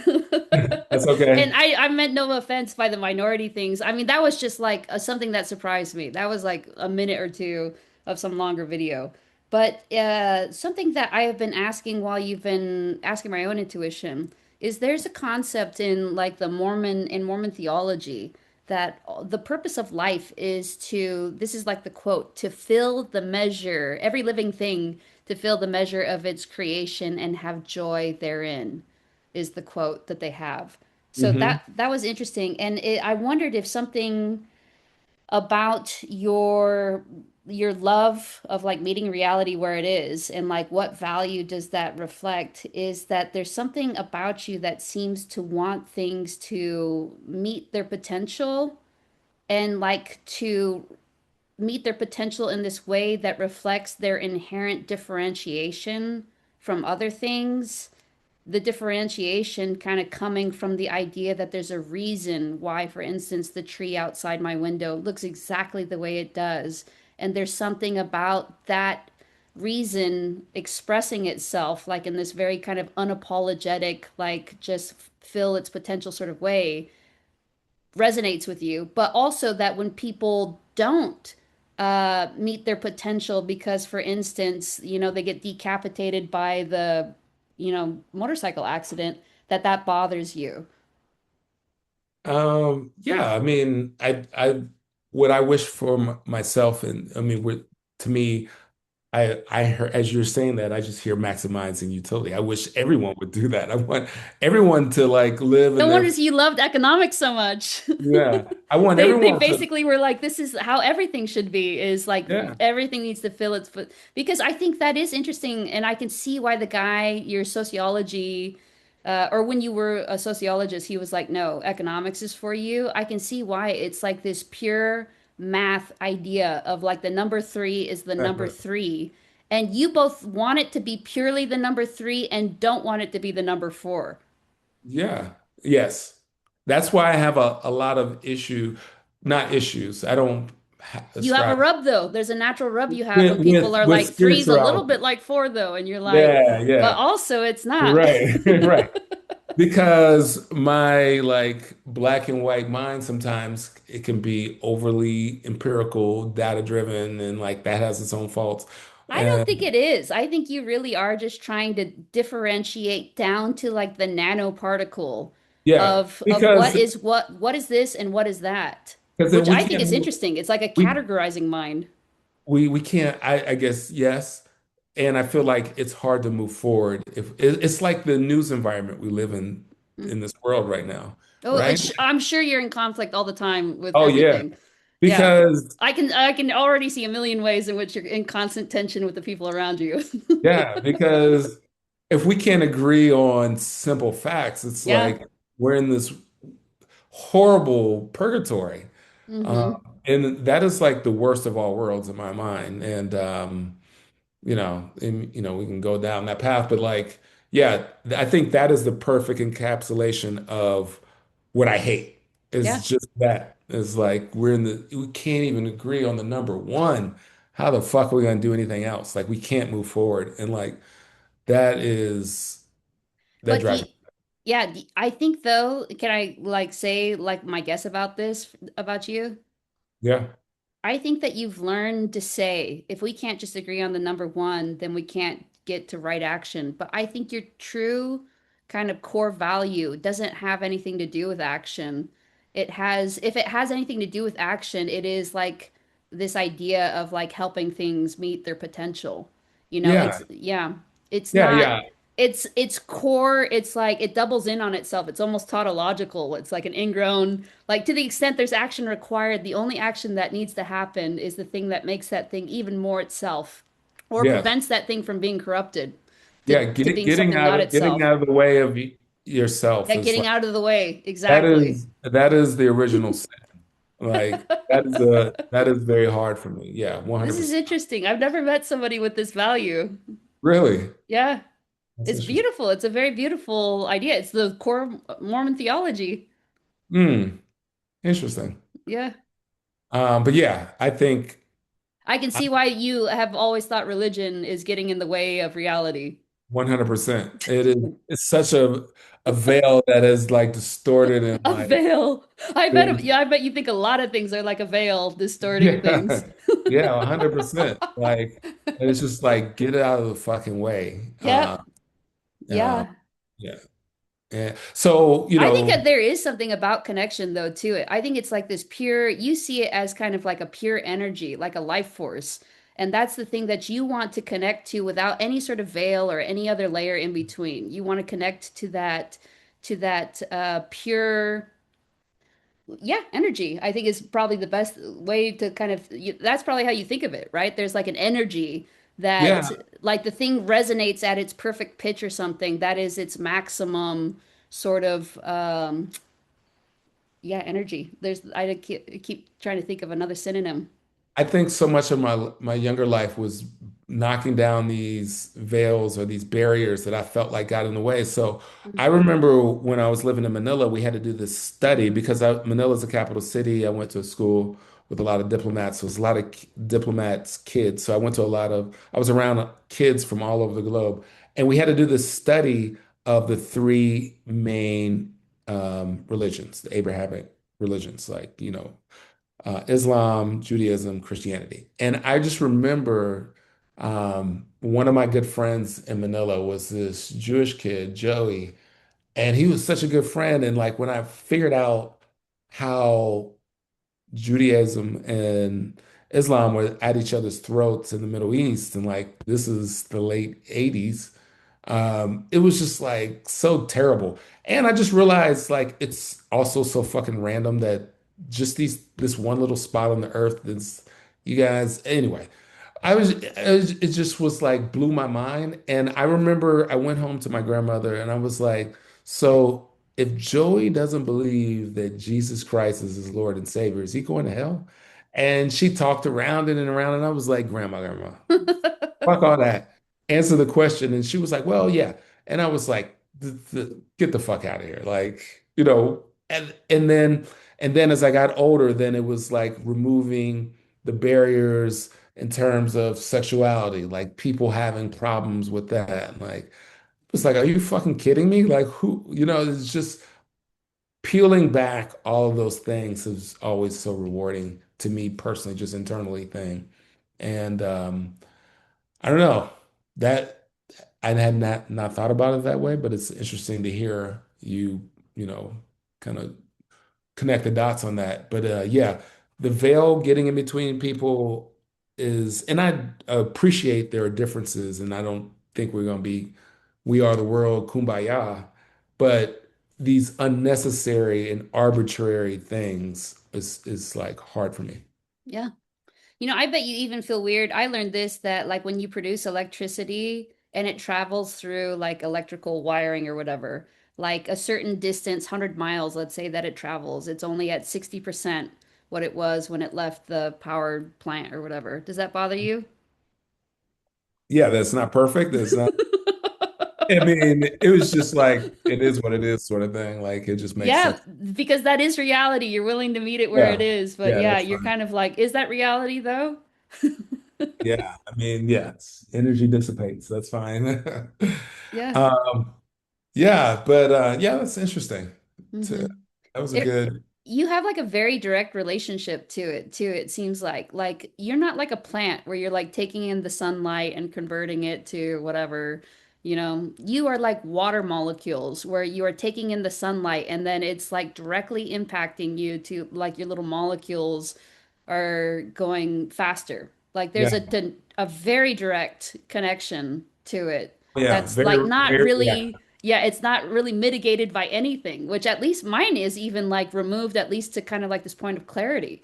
It's not like it's just like I would imagine you like things like there are certain musical intervals that are called perfect intervals, like and like the perfect octave, for instance, is exactly the double or whatever. Like you can perfectly like tune things. I bet there's certain things like that that really appeal to you. I wouldn't know how to. I don't know music. Like I love music, but I'm not a musician like you. So I'm Mm. sure there are. When I hear it, I'm like, oh, this is so fucking great. Well, outside of math, it's like music. I mean, music's just sound waves, Yeah, so it's just sound waves. And I bet even in your art, like some of the like light qualities of light or something are things that you enjoyed yeah. about it. I mean, there is something I mentioned that like the arts of like music, TV, and movies. I get such, I don't, there's very few things in the world that give me more feelings than that. Like, that's why I really glom onto those, especially music. Like, it gives me feels that I don't get from, people. And then there's definitely sounds and just, vibes that come from it. So I'm, yeah, there are sound waves that really positively affect me in a lot of ways. Interesting. But I think too, my guess is it sounds like we have three values, like this one for let's say differentiation. Like the thing is completely fully differentiated in like its exact potential sort of way, right? And then there's the one that's the good times, Mm. and Yeah. then I bet there's something a third one that is related to like the way that movies and music makes you feel, That is connection or something. that is connection. That makes me feel human. Like, that makes me feel like I um think you might be. yeah, it makes me feel very grounded in the human experience. Like, if I can relate. I But really relate. the engine of like what kind of truly motivates you and like what you need on like its most core level, yeah, is the Curiosity. That's what that keeps me moving forward. mhm. Absolutely. Yeah. We've been talking for a really long time. I'm sorry, I Yeah. basically hijacked it for the last hour trying to figure out what your core values are. No, it's all good. I know we have been talking for a while. What are we going on? Like pushing 3 hours. Wow. Yeah, I could do that. We have to do another one or something because Absolutely. I'd love to. I really want you to listen back to this too. And I will. then give me all the critiques or or no critiques. I was just thinking, it's funny you said that. I was like, man, at first when we first started, I was like, I'll probably never listen to this. But now I want to listen to it because I feel Hmm. like it's been more of a journey Yeah. than anticipated. I'm glad it has been. I'm glad it's not just me like detailing year by year my life. Hmm. So yeah, this is again, I like being in dialogue. Like this is fun. Yeah. Yeah, you started it off with that. You said, "Please let it be a dialogue." So I said, "Okay." Yeah. Yeah. I don't even want to hear myself talk on and on. Like I love podcasts. You know, I walk 20,000 steps a day. Nice. Um, so I listen to that's how I get to listen to all these audiobooks and listen to podcasts. And the people who solo pod, like, God bless them. Like, just talking and talking. And that's impressive because I need to be in dialogue. I just can't do it. I'll lose my way. I wanted to tell you so many times earlier in chatting with you how much I love your voice. Okay. Yeah, I I, could listen to you. So I'd love to have you come chat me as much as you want. I'm really okay. curious how things go. I'm curious how your partner is going to take these different things. I'm curious how you're going to take these different things. Like not like I'm saying these are the things or whatever, like where you're going to take them, Yeah. like how you're going to integrate them, how you're going to see them expressed, the different things, the different ways that you're going to be like, maybe not so much this, maybe more of Yeah. this and less of this. I'm really curious. You know, that's the only thing about doing these group therapies is like you have to leave space for other people. And I don't get a lot out of one-on-one therapy as much, at least not with this therapist. Hmm.